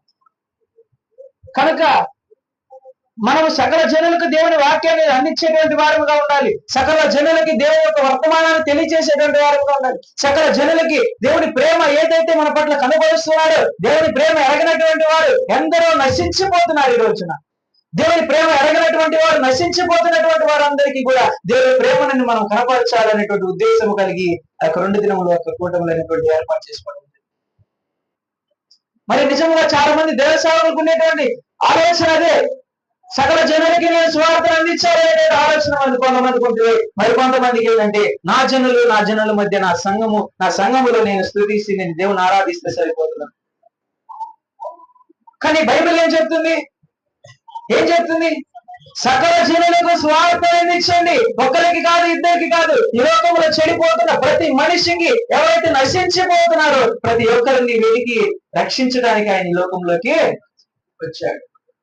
వచ్చాడన్న విషయాన్ని మనం జ్ఞాపకం ఉంచుకోవాలి. మరి ఇక్కడైతే శిష్యులు ఏమనుకుంటున్నారంటే మనకి సంఘం ఉండట్లేదు, మనకి ఆలయం లేకుండా చేస్తున్నాడు. చాలా మంది సేవకులు సంఘం లేకుండా ఈ రోజున సకల జనులకి ఎక్కడెక్కడ వేరే వేరే దేశాలకు వెళ్ళి, వేరే వేరే ప్రాంతాలకు వెళ్ళి దేవుని స్వార్థను అందించాలనేటువంటి ఉద్దేశంతో, దేవుని ప్రేమను కనబరచాలనేటువంటి ఉద్దేశంతో వారు ఎక్కడ ఉంటున్నారో ఎక్కడ తింటున్నారో తెలియనటువంటి పరిస్థితుల్లో దేవుని స్వార్థను అందిస్తున్నారు. ఎంత గొప్పతనం చూడండి, అది ఎంత గొప్ప పని అండి వారు చేస్తున్నది. అటువంటి స్వార్థం మనం అందించేటువంటి వారిగా ఉండాలి. సకల జనులకి అనేటువంటి ఉద్దేశం కలిగి ప్రతి ఒక్కరి హృదయంలో కలగాలి. అటువంటి ఉద్దేశం ప్రతి ఒక్కరి హృదయంలో కలగాలి. మరి అయితే అక్కడ శిష్యులు అంటున్నారు మనకి సంఘము లేదు. అది చూసి వారు చక్కగా ఉంది, బాగుంది సంఘము, ఆ దేవాలయం చూడడానికి చూడవచ్చనిగా ఉంది, చక్కటి రాళ్ళతో అమర్చబడినటువంటిదిగా ఉంది అని చెప్పి వారు సంతోషపడుతుంటే యేసుప్రభువు ఒక మాట చెప్తున్నాడు. ఏం చెప్తున్నాడు? రాతి మీద రాయి ఒకటినైనాను ఇక్కడ నిలిచి ఉండకుండా ప్రజలని మీతో నిశ్చయముగా చెప్పుచున్నాను. రాతి మీద రాయి ఒకటి అయినను నీ కంటికి చూస్తున్నటువంటిది ఏది కూడా దృశ్యమైనటువంటివి కాదు. నీ కంటితో చూస్తున్నటువంటి ఏది కూడా ఈ లోకంలో నిలిచేది కాదు. నీకు అది అందముగా కనిపిస్తుందేమో, నీ దేవాలయం నీకు పాలరాయితో కట్టబడినటువంటి దేవాలయం నీకు చక్కగా కనిపిస్తుందేమో, నువ్వు చక్కగా అమర్చుకున్నటువంటి నీ గృహము నీకు చక్కగా కనిపిస్తుందేమో, నువ్వు 1,00,000 కోట్లు పెట్టి నువ్వు కొనుక్కున్నటువంటి వాహనం నీకు చక్కగా కనిపిస్తుందేమో, లేకపోతే నువ్వు ఎవరికో లంచం ఇచ్చి చేస్తున్నావు, ఉద్యోగం చేస్తున్నావు చూసావా, నువ్వు ఉద్యోగం నీకు చక్కగా కనిపిస్తుందేమో. అవి ఏవి కూడా ఈ లోకములో నిలిచేది కాదు అని చెప్పి బైబిల్ గ్రంథం సెలవిస్తుంది. అవేవి కూడా నిలిచేవి కాదు. రాతి మీద రాయి నిలవబడినటువంటి దినం ఒకటి వస్తుంది. ఏ ఒక్కటి కూడా ఇది లోకంలో ఉన్నటువంటి ఏది పనికిరాదు. అవునా కాదా చెప్పండి? కంటితో చూసేటువంటిది ఏది కూడా నిజమైనటువంటిది కాదు. చూడండి, కొరింథీయులకు రాసినటువంటి 2వ పత్రికలో ఒక మాట చెప్తారు. 2వ కొరింథీయులకు రాసినటువంటి పత్రిక 4వ అధ్యాయము 18వ వచనము.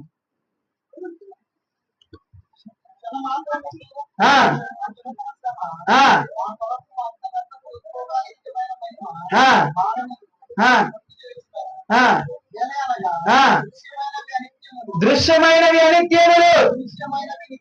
చూడండి, ఏంటంట? దృశ్యమైనవి మన కళ్ళతో ఏదైతే చూస్తున్నామో అవేవి కూడా నిజమైనటువంటివి కాదు. దేనినైతే మనం చూడలేకపోతున్నామో అవి నిజమైనవి అని చెప్పి పరిశుద్ధ గ్రంథం సెలవిస్తుంది. మనం కళ్ళతో చూస్తున్నాం ఏంటి? టీవీ చూస్తున్నాం, ఫోన్ చూస్తున్నాం, వాహనాలు చూస్తున్నాము, ఇల్లు చూస్తున్నాము, దేవాలయాలు చూస్తున్నాము. మనకు కళ్ళతో చూస్తున్నటువంటిది ఏది కూడా ఈ లోకంలో దృశ్యమైనవి కాదు, నిజమైనవి కాదు అని చెప్పి బైబిల్ గ్రంథంలో సెలవిస్తున్నాడు. మరి మనమైతే ఈ లోకంలో ఉండే వాటి గురించి చూస్తున్నాం. ఈ లోకంలో ఉండే వాటి వైపే మనం త్రవ తిప్పుకుంటున్నాం. ఈ లోకంలో ఉండే వాటి వైపే మనం నడుచుకుంటూ వెళ్ళిపోతున్నాం. చూడండి, మా వాహనం కొనండి, మా టీవీ కొనండి, మా వస్తువు కొనండి, టీవీ ఓపెన్ చేస్తే చాలు అడ్వర్టైజ్మెంట్స్ అన్ని కూడా కల్పితాలే. వారు చూపించిన రీతిగా మరలా మనం కొంటే కనపడుతుందా? వారు చూపించిన రీతిగా మనం వెళ్ళి దాన్ని చూడడానికి వెళ్తే అది ఆ రీతిగా కనపడదు. అన్ని కూడా కల్పితాలే, కల్పించి చూపించేటువంటి వస్తువులు అవన్నీ కూడా. అవునా కదా చెప్పండి? అన్ని కూడా కల్పితాలే. ఈ లోకంలో మనమైన మనుషులు మనందరూ కూడా ఏం చేస్తున్నామంటే ఈ లోకంలో మనకి కంటికి కనబడే వాటినే ప్రేమిస్తున్నాం, కంటికి కనబడే వాటిని ఆరాధిస్తున్నాం, కంటికి కనబడేటువంటి మనిషిని మనం ఆరాధించేటువంటి వారిగా ఉంటున్నాం. కంటికి కనబడేటువంటి మనిషినే మనము నిజ దేవుడే చెప్పి నమ్ముకుంటున్నాం.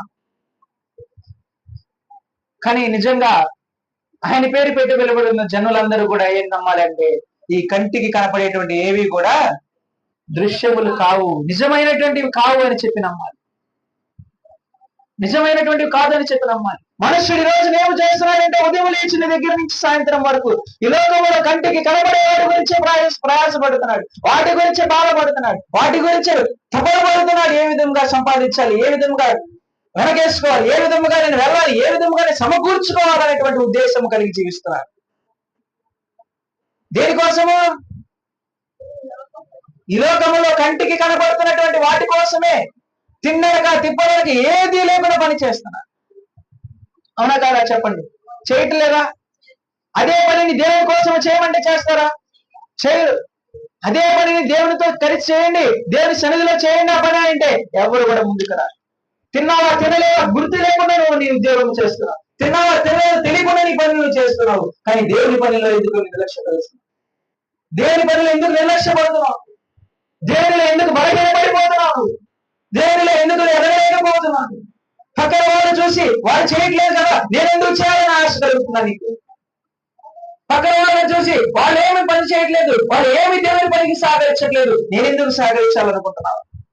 కాదు కాదు, దేవుని పనికి ప్రతి ఒక్కరు సహకరించాలి. దేవుని పనికి సహకరించకపోతే దేవునికి లెక్క చెప్పుకోవాల్సిన పరిస్థితి. కనుక దేవుని పని ఏదైతే ఉన్నదో ఈ లోకంలో కనబడేటువంటి వాటి కోసం కాదు మనం పరిగెత్తాల్సింది, ఈ లోకంలో కనబడేటువంటి వాటి కోసం కాదు మనం ఎదురు చూడాల్సింది, దేవుని కోసం ఎదురు చూసేటువంటి వారు ఉంటాం. ఏం వాక్యం చెప్తారా ఈ ఆదివారము అనే ఆలోచన కలిగిద్దా ఎవరికైనా శనివారం పూట? చెప్పండి.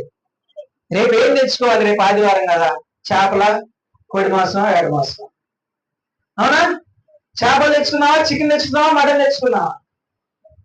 కుటుంబాలలో వచ్చే డిస్కషన్ ఇదే.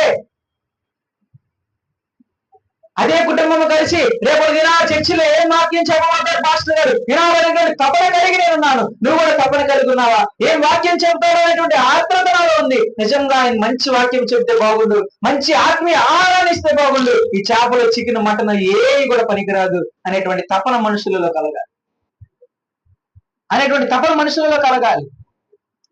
కనుక ప్రతి ఒక్కరి లోకంలో చేస్తుంది ఏంటంటే ఈ లోకంలో కంటికి కనపడేటువంటి వాటిని ప్రేమిస్తున్నాము, కంటికి కనపడేటువంటి వాటిని ఆరాధిస్తున్నాము, కంటికి కనపడేటువంటి వాటినే మనము నిజంగా రాళ్ళనే చూసుకొని ఇవే దేవుళ్ళు దేవతలు అని చెప్పి మనం పూజిస్తున్నాం. కానీ బైబిల్ సెలవిస్తుంది అవేవి కూడా నిజము కాదు, దృశ్యములు కావు అవేవి అని చెప్పి పరిశుద్ధ గ్రంథం సెలవిస్తుంది. చూడండి, దేవుని సన్నిధికి రావాలనేటువంటి ఉద్దేశం నీలో ఉన్నప్పటికీ కూడా ఏదో ఒక విధంగా అపవాదిని ఆపాలని ప్రయత్నిస్తుంది, రానివ్వకుండా చేయాలని ప్రయత్నిస్తుంది, దేవుని సన్నిధికి వెళ్ళనీయకుండా చెడగొట్టాలని ప్రయత్నిస్తుంది. పోయిన వారం ఒక ఎగ్జాంపుల్ చెప్పుకున్నాం. ఇద్దరు స్నేహితులు వెళ్తుంటే ఒక ఆపి వాళ్ళిద్దరి మధ్య ఒడ్డుగించలు ఏముంటది అనేటువంటి క్వశ్చన్ అడిగి చెప్పి వాళ్ళిద్దరిని దేవుని సన్నిధికి వెళ్ళనీయకుండా వాళ్ళిద్దరి మధ్యలో గొడవ పెట్టేసి వదులుతున్నారు.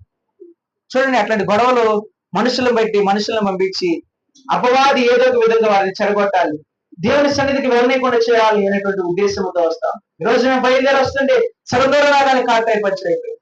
టైం అసలుకే మేము లేట్గా బయలుదేరాం. మేము బయలుదేరినప్పుడు అప్పటికే అన్నయ్య మెసేజ్ స్టార్ట్ చేశారు, అందుకుంటాం అనేటువంటి భయంతో సగం దూరం రాగానే మధ్యలో రాగానే కార్ టైర్ వచ్చింది. ఎలా అని చూడగానే బస్సు వచ్చింది, బస్సు ఇక్కడ రాగానే దేవుడి దేవుళ్ళ టైం అందుకోగలిగారు. అపవాది ఏదో ఒక విధంగా ఆదివారం వస్తే చాలు దేవుని సన్నిధికి వెళ్ళనీయకుండా చెడగొట్టాలని చూస్తున్నాడు, దేవుని సన్నిధికి వాక్యాన్ని విననీయకుండా చెడగొట్టాలని చూస్తున్నాడు, ఆత్మీయ జీవితంలో బలపడడానికి వాడు ఎదగనీయకుండా చేస్తున్నాడు. ఆ విషయాన్ని మనం జ్ఞాపకం ఉంచుకోవాలి. వాడు ఆపుతున్నాడంటే మనం ఏమనుకుంటామో తెలుసా? ఆపుతున్నాడు, ఇంటి దగ్గర ఏదో పని ఉందనుకుంటా, మనకి ఆ పని కోసం ఆపుతున్నాడు అనుకుంటా. అదే దినాల చర్చి మానేసిన ఇంటికాడ కూర్చోగానే ఎవరైనా నీకు డబ్బులు ఇవ్వడానికి వచ్చానుకో, నీ డబ్బులు ఇవ్వడం కోసమే దేవుడు అని ఎవరు చర్చికి వెళ్ళకుండా ఆపినట్టున్నాడు. ఏమంటారు? నువ్వు డబ్బులు ఇవ్వడం కోసమే నన్ను దేవుడు ఏదైనా చర్చికి వెళ్ళకుండా ఆపాడు, నువ్వు డబ్బులు ఇస్తావని చెప్పి దేవుడికి ముందే తెలుసు అనుకుంటా. చూడండి, ఈ మాటలు మాట్లాడతారు. దేవుని సన్నిధిని నిర్లక్ష్యపరుస్తున్నారు. దేవుని సన్నిధిని నిర్లక్ష్యపరిచి దేవుడు కంటికి కనబడేటువంటి వాటిని ప్రేమించి వాటి కోసం ప్రయాసపడుతున్నారు, వాటి కోసం తపన పడుతున్నారు, వాటి కోసము ఎంతవరకైనా కానీ తెగించి పని చేస్తున్నారు. కానీ దేవుని సన్నిధి కోసము ముందుకు రాలేకపోవచ్చు. చూడండి, నువ్వు పెళ్లికి వెళ్ళాలని చెప్పి ఒక కబుర్కి నీకు వస్తే, పెళ్లికి నీకు ఒకవేళ ఆ దినాలు ఏదైనా పని ఉన్నప్పటికీ కూడా వాడికి నువ్వు చెప్తావా నేను రాను, నాకు రావడానికి కుదరదు అని? ఎందుకు చెప్పం? వారు బాధపడతారని చెప్పి మనం చెప్పం. వారు ఎక్కడ బాధపడతారో మేము రామని చెప్పి అని చెప్పి భలే వాళ్ళండి ఖచ్చితంగా వస్తామని చెప్పి, అవునా కదా? వారు బాధపడతారని చెప్పి వారి దగ్గరికి వస్తానని చెప్తున్నాం. మరి దేవుని సన్నిధికి వెళ్లకుండా నిన్ను ఆయన చేతులతో, ఆయన ఆకారంలో, ఆయన స్వరూపంలో నిన్ను చేసుకున్నాడు. మరి నిన్ను చేసినటువంటి దేవుని దగ్గరికి వెళ్లకుండా నువ్వు ఆయన దగ్గర ఆగిపోకుంటే ఆయన ఎంత బాధపడతాడు? మనుషుడు బాధపడతాడని చెప్పి ఆయన సాటిస్ఫాక్షన్ కోసం నేను వస్తానని చెప్తున్నావు. మరి దేవుని దగ్గరికి వెళ్లకుండా ఆగిపోతే ఆయన బాధపడడా? చెప్పండి, బాధపడతాడు. మనకేం తెలుస్తుంది ఆయన బాధపడుతున్నాడో లేదో? మనకేం తెలుస్తుంది ఆయన బాధపడుతున్నాడో లేదో? నిజంగా హృదయ నేత్రాలు ఏవైతే తెరవలేనప్పుడు మాత్రమే ఆయన బాధపడుతున్నాడు లేదు మనం తెలుసుకోగలుగుతాం.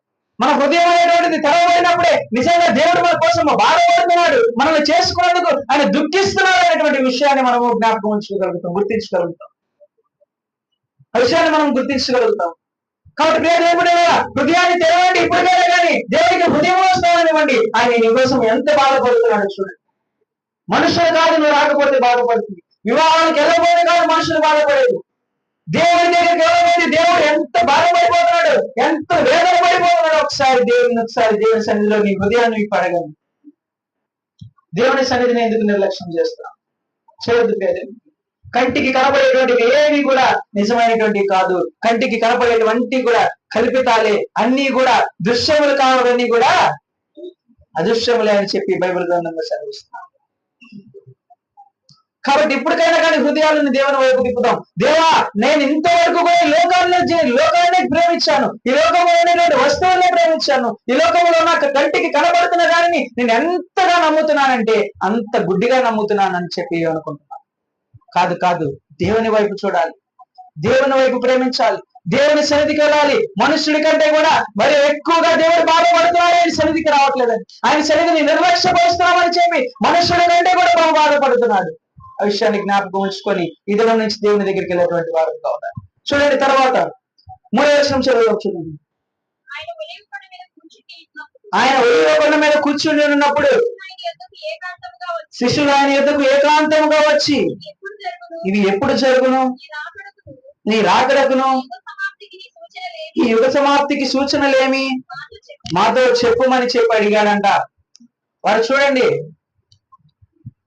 రాతి మీద రాయి కూడా నిలవదు, ఈ లోకంలో కనపడించేటువంటిది ఏది కూడా నీకు నిలవదు అని చెప్పి దేవుడు చెప్పినప్పుడు శిష్యులేని ఒలీవ కొండ దగ్గర ఆయన ఒంటరిగా కూర్చున్నటువంటి సమయంలో వీరందరూ కలిసి అడుగుతున్నారు. ఏమడుగుతున్నారు? ఎప్పుడు జరుగుతుంది ఇదంతా? నిజంగా నమ్మకం ఉందా దేవుడు మరలా తిరిగి వస్తాడనేటువంటి నమ్మకం ప్రతి ఒక్కరు ఉందా? నిజంగా అటువంటి విశ్వాసం ఉండాలి. ఇదిగో నేనున్న స్థలంలో మరలా మీరు కూడా నేను మరలా వచ్చి మిమ్మల్ని తీసుకెళ్తానని చెప్తున్నాడు అనేటువంటి విషయాన్ని జ్ఞాపకం ఉంచుకోవాలి. ఆ వాక్యానికి లోబడి జీవించాలి. ప్రభు నా కోసం ఒక దినాలు వస్తున్నాడు, ప్రభు నన్ను తీసుకెళ్ళడానికి ఒక దినాలు రాబోతున్నాడు అనేటువంటి ఉద్దేశం ప్రతి ఒక్కరి హృదయంలో కావాలి. వారి శిష్యులు అక్కడ అడుగుతున్నారు, అయ్యా ఇది ఎప్పుడు జరుగుతుంది అని అడిగినప్పుడు ఆయన చెప్తున్నాడు, చాలా ఉపమానాలు ఉన్నాయి, చాలా సూచనలు ఉన్నాయి. ఆయన ఎప్పుడు వస్తున్నాడు అనేటువంటి దాని గురించి ఆయన చెప్పినటువంటి సూచనలు. దాంట్లో ఒక సూచన ఈ దినాన మనం చూసుకున్నాం. ఒకటి చూద్దాం, చూడండి. చూడండి, అక్కడ కంటిన్యూస్ చేయండి. కాదండి, 4వ వచనం. ఇది ఎప్పుడు జరుగును అని అడిగినప్పుడు యేసు వారితో చెప్తున్నాడు, ఎవరునో మిమ్మల్ని మోసపరచకుండా చూచుకొనుడి. అంత్య దినాలలో ఏం చూసుకోవాలంట? ఎవ్వరు కూడా మనల్ని మోసపరచకుండా చూసుకోవాలి. అంత్య దినాలలో మోసపోతున్నారు. మోసగాడైనటువంటి సాతాను ప్రతి ఒక్కరిని మోసముచ్చాలని చెప్పి చూస్తున్నాడు. ఏదో ఒక విధంగా వారిని చెడగొట్టాలని చూస్తున్నాడు. ఏదో ఒక విధముగా వారిని దేవుని వైపు నుంచి తిప్పి, దేవుని మీద ఉన్నటువంటి మనస్సుని తిప్పి ఈ లోకంలోకి దింపాలని చెప్పి చూస్తున్నాడు. ఎంతగానో మోసగుచ్చాలని చెప్పి చూస్తున్నాడు. గర్జించు సింహం వలె చెడగొట్టాలని చూస్తున్నాడు. అపవాదికి మనం స్థానం ఇవ్వదు. ఎప్పుడు జరుగుతుందంట అది? ఎవరునో మిమ్మల్ని మోసపరచకుండా చూసుకోండి. నిజంగా ఈ దినాల్లో మోసం ఎంత కామన్ అయిపోయింది. దేవుని సన్నిధికి వెళ్ళాలి, దేవుని వైపు చూడాలి, దేవుని సన్నిధిలో జీవించాలి. దేవుని సన్నిధిలో నమ్మిన వాళ్ళు మోసం చేయడం, దూరం వాళ్ళు మోసం చేయడం, దగ్గర వాళ్ళు మోసం చేయడం, మోసం అనేటువంటి చాలా కామన్ అయిపోయింది. ఇంకా కొన్ని మాటలు అంటారు కొంతమంది అయితే, మంచి వాళ్ళని మోసం చేయడము చాలా సులభం అని అంటారు కదా. మంచి వాళ్ళని మోసం చేయడము చాలా సులభం. చూడండి, నువ్వు నిజంగా దేవుని సన్నిధిలో ఎదిగేటువంటి వాడుతో ఉంటే, దేవుని ప్రేమ కలిగినటువంటి వాడుతో ఉంటే, నువ్వు ఎవరిని మోసపుచ్చావు, నువ్వు మోసపోవు కదా. నువ్వు మోసపోతున్నావు అంటే దేవుని దగ్గర నువ్వు లేకపోతున్నావు అని అర్థము, దేవుని దగ్గర నువ్వు ఉండట్లేదని అర్థము. దేవుని దగ్గర నువ్వు ఉంటే దేవుని యొక్క జ్ఞానం నీతో ఉంటది. దేవుని యొక్క జ్ఞానం ద్వారా నువ్వు నింపబడినప్పుడు ఏ విషయంలో నువ్వు మోసపోవు, ఏ విషయంలో నువ్వు తప్పిపోవు, ఏ విషయంలో దేవుడు చూపించినటువంటి మార్గంలో నువ్వు నడుస్తావు, దేవుడు వెలమనేటువంటి మార్గంలో నువ్వు వెళ్తావు, దేవుడు మాట్లాడాలన్నటువంటి మాటలే నువ్వు మాట్లాడగలుగుతావు. ఎప్పుడు దేవుడిని కలిగి నువ్వు జీవించినప్పుడు దేవుడు ఇచ్చినటువంటి జ్ఞానం ద్వారా నువ్వు నడుచుకోగలుగుతావు. కానీ ఈ దినాన్ని నువ్వు మోసపోతున్నావు అంటే, నిన్ను మోసపుచ్చుతున్నావు అంటే కారణం ఏంటంటే, ఈ లోక జనులందరూ కూడా మోసముతో నిండి ఉన్నారు. ఎప్పుడైతే నువ్వు నిజముగా యథార్థతతో జీవిస్తావో, మరొకరిని మోసపుచ్చుకుని నువ్వు జీవిస్తావో, మరి ఒకరు నిన్ను మోసం చేయడానికి అక్కడ అవకాశం అనేటువంటిది ఉండదు. నీలోనే మోసం ఉంది, నీలోనే దగ ఉంది, నీలోనే అన్ని ఉంది. మోసం అంటే మోసం కూడా అనుకున్నారండి. కాదు కాదు, మోసం కూడా కాదు, మోసం కూడా కాదు. మోసం చేయటం అంటే అన్యాయము చేయటము. అన్యాయముతో నిండిపోయినటువంటి లోకము ఏదైతే చూస్తున్నామో మన కళ్ళతో, ప్రతి ఒక్కటి కూడా అన్యాయమే జరుగుతుంది ఈ రోజున. ఎక్కడ కూడా నమ్మకం లేదు, ఎక్కడ కూడా నిజముగా ఇది జరుగుతుంది, ఇది నిజమైనదని చెప్పి నమ్మాలనేటువంటి ఉద్దేశం కూడా ఎక్కడ కలగట్లేదు. కానీ కొందరైతే ఏం చేస్తారంటే, కొంతమందిని గుడ్డిగా నమ్మేస్తారు. ఎంతమంది ఈ రోజున చెప్తారు, ఆయన నన్ను మోసపురుస్తున్నాడని చెప్పి కూడా నాకు తెలియకుండానే నేను మోసపుచ్చేశాడు. అపవాది ఎంతగానో ప్రయత్నిస్తుంది మనుషులని మోసపుచ్చడానికి, మనుషులని చెడగొట్టడానికి, మనుషులని దేవుని వైపు నుంచి పడగొట్టడానికి అపవాది ఎంతగానో ప్రయత్నిస్తుంది. దానికి మనం ఎక్కడ స్థానం ఇచ్చేటువంటి వారిగా ఉండకూడదు. ప్రభు సన్నిధిలో మనం జీవిస్తున్నప్పుడు, ఆయన జ్ఞానం ద్వారా నింపబడినప్పుడు ప్రతి దానిని మనం జయించగలుగుతాము. కంటితో చూసేటువంటి దానిని, మోసమైన వాటిని ఇది నిజమైనది కాదని చెప్పి మనం నమ్మగలుగుతాము. మనం ఎప్పుడైతే ఈ కంటికి కనపడిచేదంతా కూడా నిజము కాదని నమ్మినప్పుడే నిజంగా ఆయన మన కోసము సిద్ధపరిచినటువంటిది మరికొన్ని ఉన్నాయి. మన కోసము సిద్ధపరుస్తున్నటువంటి మరికొన్ని ఉన్నవి. వాటి కోసము కదా నేను ప్రేమించాల్సింది, వాటి కోసం కదా నేను తపన పడాల్సింది, వాటి కోసం కదా నేను ప్రయాసపడాల్సింది, ప్రభు కోసం కదా నేను ఆయన సన్నిధిలో ప్రార్థించాల్సింది. ఈ లోకంలో కనిపించేటువంటి ఉద్యోగం కోసమో, దానికోసమో, దీనికోసమో కాదు కదా అని చెప్పి నీ హృదయంలో కలుగు. ఇప్పుడు నుంచైనా కానీ జ్ఞాపకం ఉంచుకోండి, ప్రార్థించాల్సింది ఈ లోకంలో ఉండేటువంటి వాటిని కోరుకోవడం కోసము కాదు, ఈ లోకంలో ధనం సంపాదించడం కోసము కాదు, ఈ లోకంలో వెనకేసుకోవడం కోసము కాదు, ఈ లోకంలో మేడలు కట్టుకోవడం కోసము కాదు. ప్రభు సన్నిధిలో ఉండేటువంటి వారిగా ఉండాలని చెప్పి ప్రార్థించుకోండి. నీ జ్ఞానము ద్వారా నింపబడటకు ఉంటుంది, నీ జ్ఞానము ద్వారా నింపబడినటకు మాకు సహాయం దయచేయమని ప్రార్థించుకోండి. నీ జ్ఞానము ద్వారా నింపబడి ఉన్నప్పుడు మమ్మల్ని ఏ మనుష్యుడు మమ్మల్ని మోసం చేయలేడు. మోసం చేయగలుగుతాడు ఎవరైనా? కారణం ఏంటంటే, నువ్వు దేవుని యొక్క జ్ఞానమును కలిగి ఉన్నావు. ఎవరికైతే నువ్వు జ్ఞానము కొదువుగా ఉన్నదా వారిని నన్ను అడగండి, నేను వారికి జ్ఞానమును ఇస్తానని చెప్పాడు. దేవుడు ఇచ్చేటువంటి జ్ఞానమును పొందుకొని ఉన్నట్లయితే ఎక్కడ కూడా మోసపోము, ఎక్కడ కూడా నశించిపోము, ఎక్కడ కూడా తప్పిపోము. కాబట్టి ఆలోచించండి, దేవుడు ఇచ్చేటువంటి జ్ఞానాన్ని మనం పొందుకుందాం. దేవుడు ఇచ్చేటువంటి జ్ఞానము ద్వారా ఈ కంటికి కనపడేటువంటి వాటి అన్నిటినీ నిజము కాదని చెప్పి నమ్ముదాం. అందంగా కనిపించేటువంటిది నిజము కాదని చెప్పి నమ్ముదాం. చక్కగా మేడ చక్కగా కనిపిస్తున్నటువంటిది బయట చక్కగా రంగు వేస్తుంది, లోపలికి వెళ్తే కూడా ఏమీ లేదు, అంతా కూడా సున్నం కొట్టిన సమాధి వలె. చూడండి, పైకి మాత్రమే సున్నం కొట్టిన సమాధి, బయటకు మాత్రమే తెల్లగా సున్నం కట్టి కనపడతా ఉంది.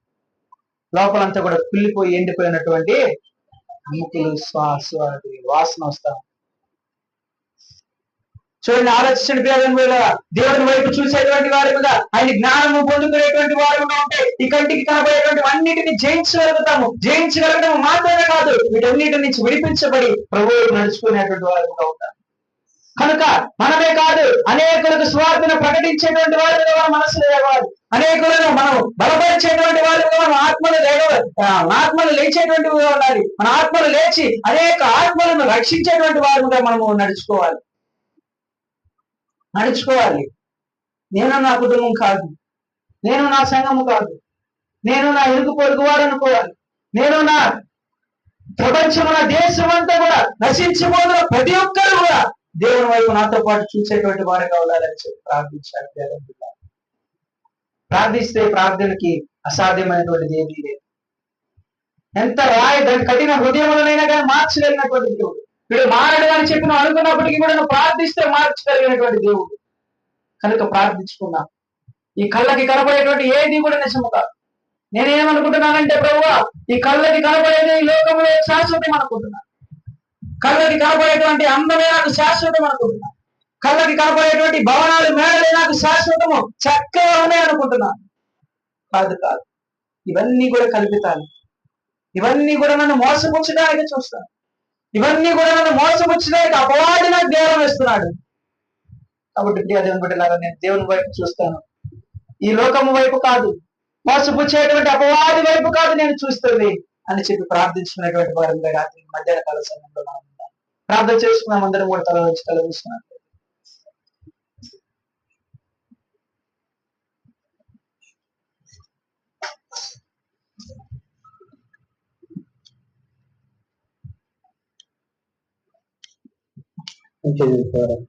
వాటి ప్రకారంగా ప్రేరేపించగలిగిన ప్రార్థించండి. వారికి అందరూ కలిసి గురించి ప్రార్థన చేద్దాం. ఎవరైనా సరే అందరికీ వంచండి. అవును నా తండ్రి, వందనాలు స్తోత్రాలు నా ప్రభు. దినాల్లో ఉన్న అవును తండ్రి, అవును తండ్రి, ఏకీభవించి ప్రార్థన చేయడం, వాక్యము ప్రకారంగా ప్రార్థన చేయాలి. అందరూ ప్రార్థించడం. ఏకీభవించండి. అవును నా ప్రభు, అవును నా తండ్రి, అంతవరకు నా ప్రభు మోసపూరితమైన జీవితాలు ప్రభు, అలాంటి జీవితాన్ని చేసిన ప్రభు. అవును తండ్రి, ప్రభు.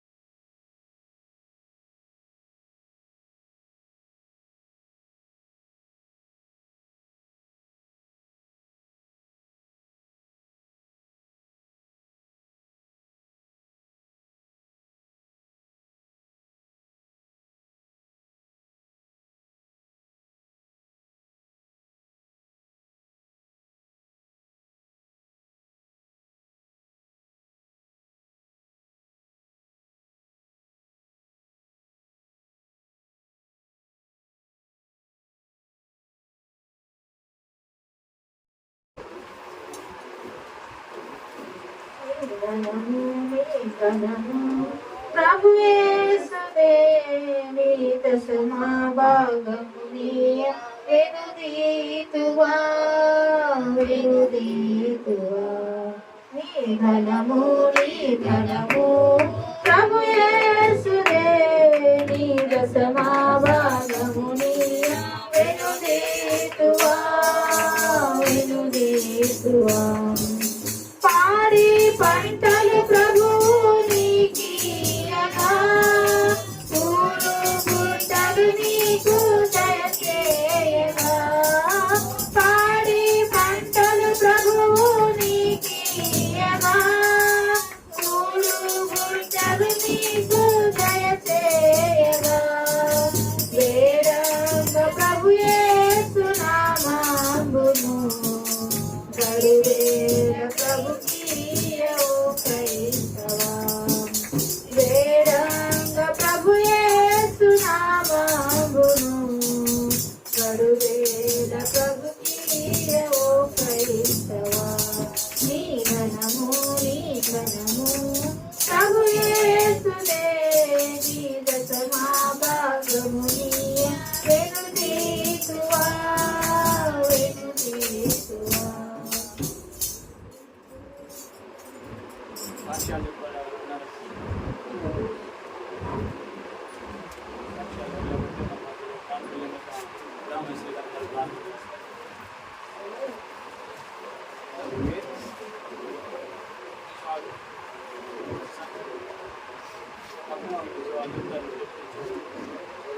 ప్రార్థన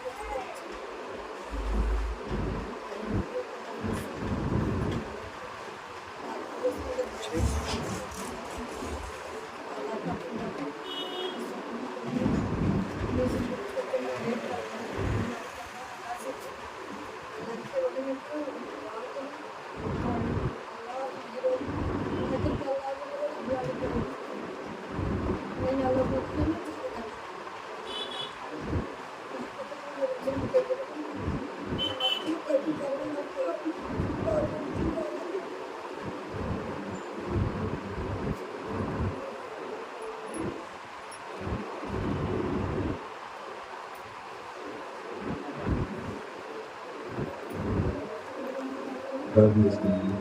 నా దశగా తండ్రి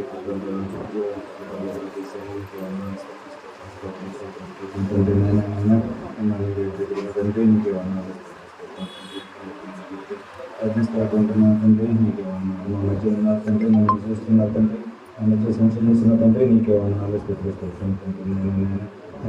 ఆరాధనలో నేను తెలిసిన ఆదివారం చేయాలి క్షేమం కాచి కాపాడి సజీవులలోంచినైనా ఇది ఆరాధనలో పాల్గొని నేను స్థుతించే భాగ్యం దయచేసినందుకు నీకే ఉన్నాను తండ్రి నాయన ఇది ఆరాధన క్రమం చరించిన విధానానికే నీకే ఉన్నాను స్థితిస్తున్నాను దాంట్లో ప్రభుత్వాన్ని వాక్యపరిచయం చెప్పిన నేళ్ళకే నీకే ఉన్నాను జీవించుకున్నా తండ్రి ఆయన వాక్యం ఆయన నేను విడిచిపెట్టేవాడు వాక్య ప్రకారం జీవించుకుంటూ సహాయం చేసి పెట్టాను వాక్యమైన మేము నిలిచి ఉండడానికి సహాయం చేసి పెట్టాను ఆయన పెట్టిన దీపం చెప్పిన కానీ మా ఆత్మలను దీపాన్ని వెలిగించే వాళ్ళు ఉంటే సహాయం చేసి పెట్టాను మేమైతే నేను మా దీపాన్ని ఆర్పేసుకుంటాం తండ్రి నేను లోకంలో అది అలా కాకుండా ఎదిగించుకొని నేను నిత్యం నేను స్థుతించి నేను మహిమపరచవాలంటే సహాయం చేసి పెట్టండి తండ్రి నాయన. అదేవిధంగా తండ్రి నాయన యొక్క వాక్యంలో నేను ఎక్కడ కూడా విడిచిపెట్టకుండా నేను వాటి ప్రకారం జీవిస్తూ సహాయం లోకంలోనైనా దృశ్యమైనవన్నీ నిత్యంలో చెప్పుకుంటాను తండ్రి నాయన. అదృశ్యమైన నిత్యంలో తండ్రి నాయన లోకం ఆస్తి ఎదురు చూస్తున్నాం కానీ అది వ్యర్థం కదా నాయన. అట్లా కాకుండా నీ వైపు చూసి నాయన నిన్ను చూసి నిన్ను కనపరిచే వాళ్ళని సహాయం చేసి పెట్టాను తండ్రి నాయన. అదేవిధంగా తండ్రి నాయన మేము ఎందుకు వచ్చి ఉన్నామో నీకు తెలిసినాను. అవసరాలు మా ఆరోగ్య విషయాల్లో నేను మంచి ఆరోగ్యం తెచ్చాను నాయన. మీరు సహాయం చేసిన అవసరాలు తీర్చున్నాను ఆయన. అదేవిధంగా నేను సాక్ష్యం చెప్పిన సాక్ష్యం ఎంతో విలువైంది కదా నాయన. సాక్ష్యం చెప్పినట్టు నాయన ఉన్న శరీర బలహీనతను చూడతారు తెచ్చింది. నా కుటుంబానికి మీరే తిక్కుగా ఉండను నాయన. నా కుటుంబం మీ వైపే చూస్తుంది కదా తండ్రి నాయన. ఆర్థిక అవసరాలు కూడా తీర్చున్నాను. అప్పటి నుంచి విడుదల తెచ్చేయండి తండ్రి. మీరే సహాయం చేసి పెట్టండి. మీ సంఘంలో మంచి బలమైన సాక్షి ఉంటే సహాయం చేసి పెట్టండి. కుటుంబం మొత్తం నేను స్థుతిస్తుంది నాయన. కుటుంబం కోసం అందరూ కలిసి ప్రార్థించే వాళ్ళని సహాయం చేసి పెట్టండి తండ్రి నాయన. అదేవిధంగా తండ్రి నాయన కానుకని మొత్తం ప్రార్థించుకుంటా నాయన. ఈ చిన్న కానుక వచ్చిన వాళ్ళని 30 60 100 రూపాయలు సహాయం చేసి పెట్టండి తండ్రి నాయన. ఈ కానుకలను ఈ రాజ్యస్వ వార్తలు ఇంటి వాటిలో సహాయం చేసి పెట్టండి తండ్రి నాయన. అదేవిధంగా తండ్రి కుటుంబం కోసం ప్రార్థించడం మంచి వాతావరణం తెచ్చాము నేను. చేయకరం జరుగుతుంది మీరే సహాయం చేసి పెట్టండి తండ్రి. అందువల్ల అందరం కలిసి నేను సూచించి కనబరచడం సహాయం చేసి పెట్టండి. అంతవరకు సజీవులకు నడిపించండి. ఈ సేవ గారికి విడిపించున్నాము తండ్రి.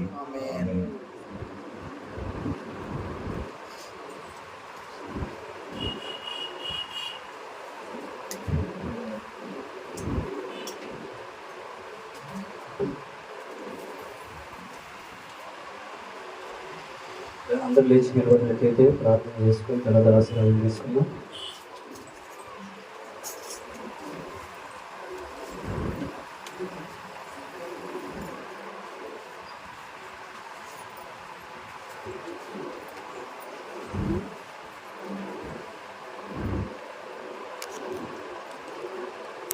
ప్రార్థన చేసి రేపు అక్టోబర్ నెల 1వ తారీఖున 2వ తారీఖున జరుగుతున్నటువంటి కూడికలు. 1వ తారీఖున యవనస్తుల కూడిక, 2వ తారీఖున ఉపవాస కూడిక. ప్రతి ఒక్కరు యవనస్తులు అనగా మన సంఘ యవనస్తులే కాదు, బయట నుంచి అనేకులు, మీ స్నేహితులు, బంధువులు ప్రతి ఒక్కరిని తీసుకొని యవనస్తులైనటువంటి వారి దేవుని సన్నిధికి రావాలి. అలాగనే ఉపవాస కూడిక కూడా జయకరంగా జరగాలన్న ప్రత్యేకమైన ప్రార్థనలో పెట్టండి, ప్రార్థన చేయండి.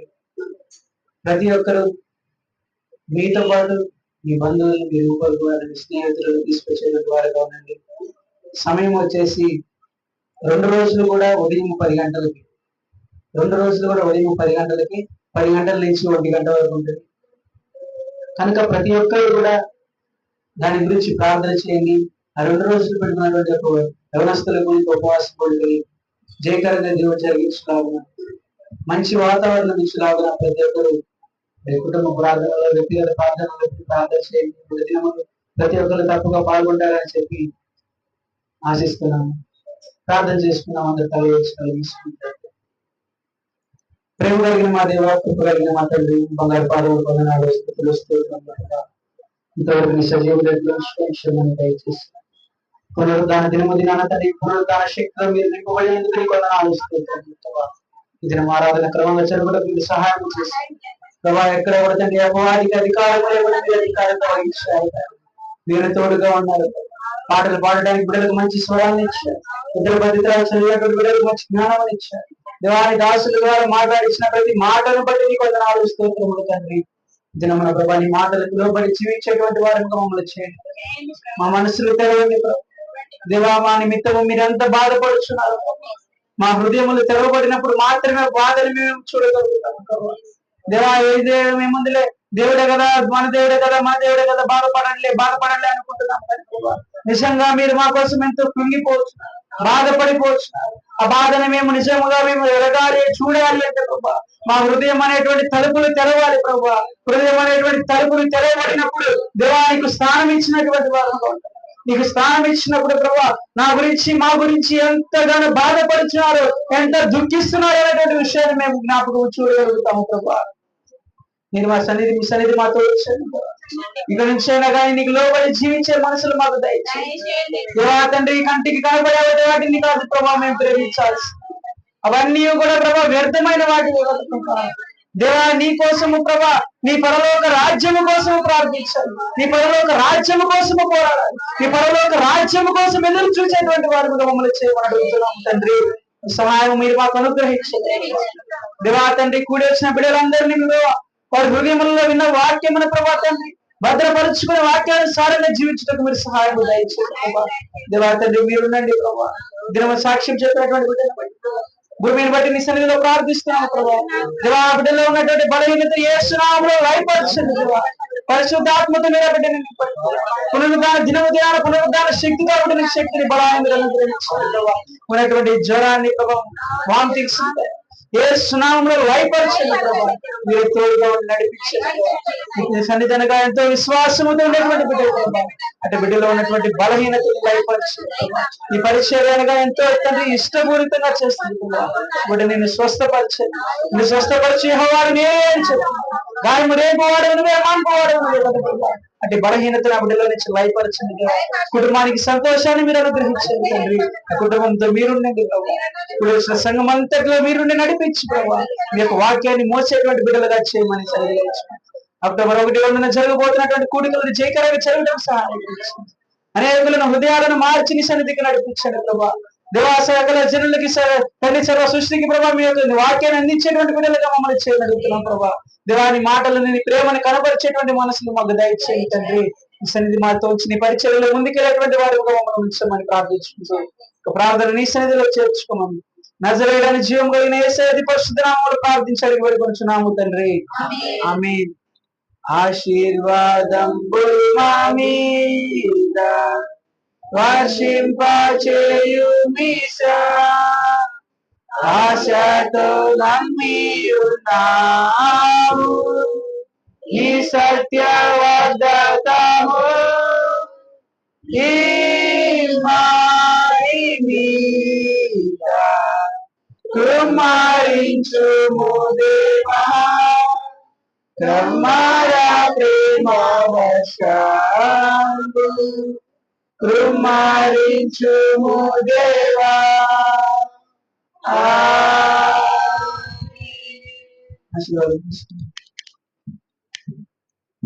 తండ్రి అయిన దేవుడి ప్రేమ, కుమారుడు యేసుక్రీస్తు వారి యొక్క కృప, పరిశుద్ధాత్మ యొక్క అన్యోన్య సహవాసం ఇప్పుడు ఎల్లప్పుడూ సదాకాలము అందరికీ తోడేండి నడిపించును గాక. ఆమేన్.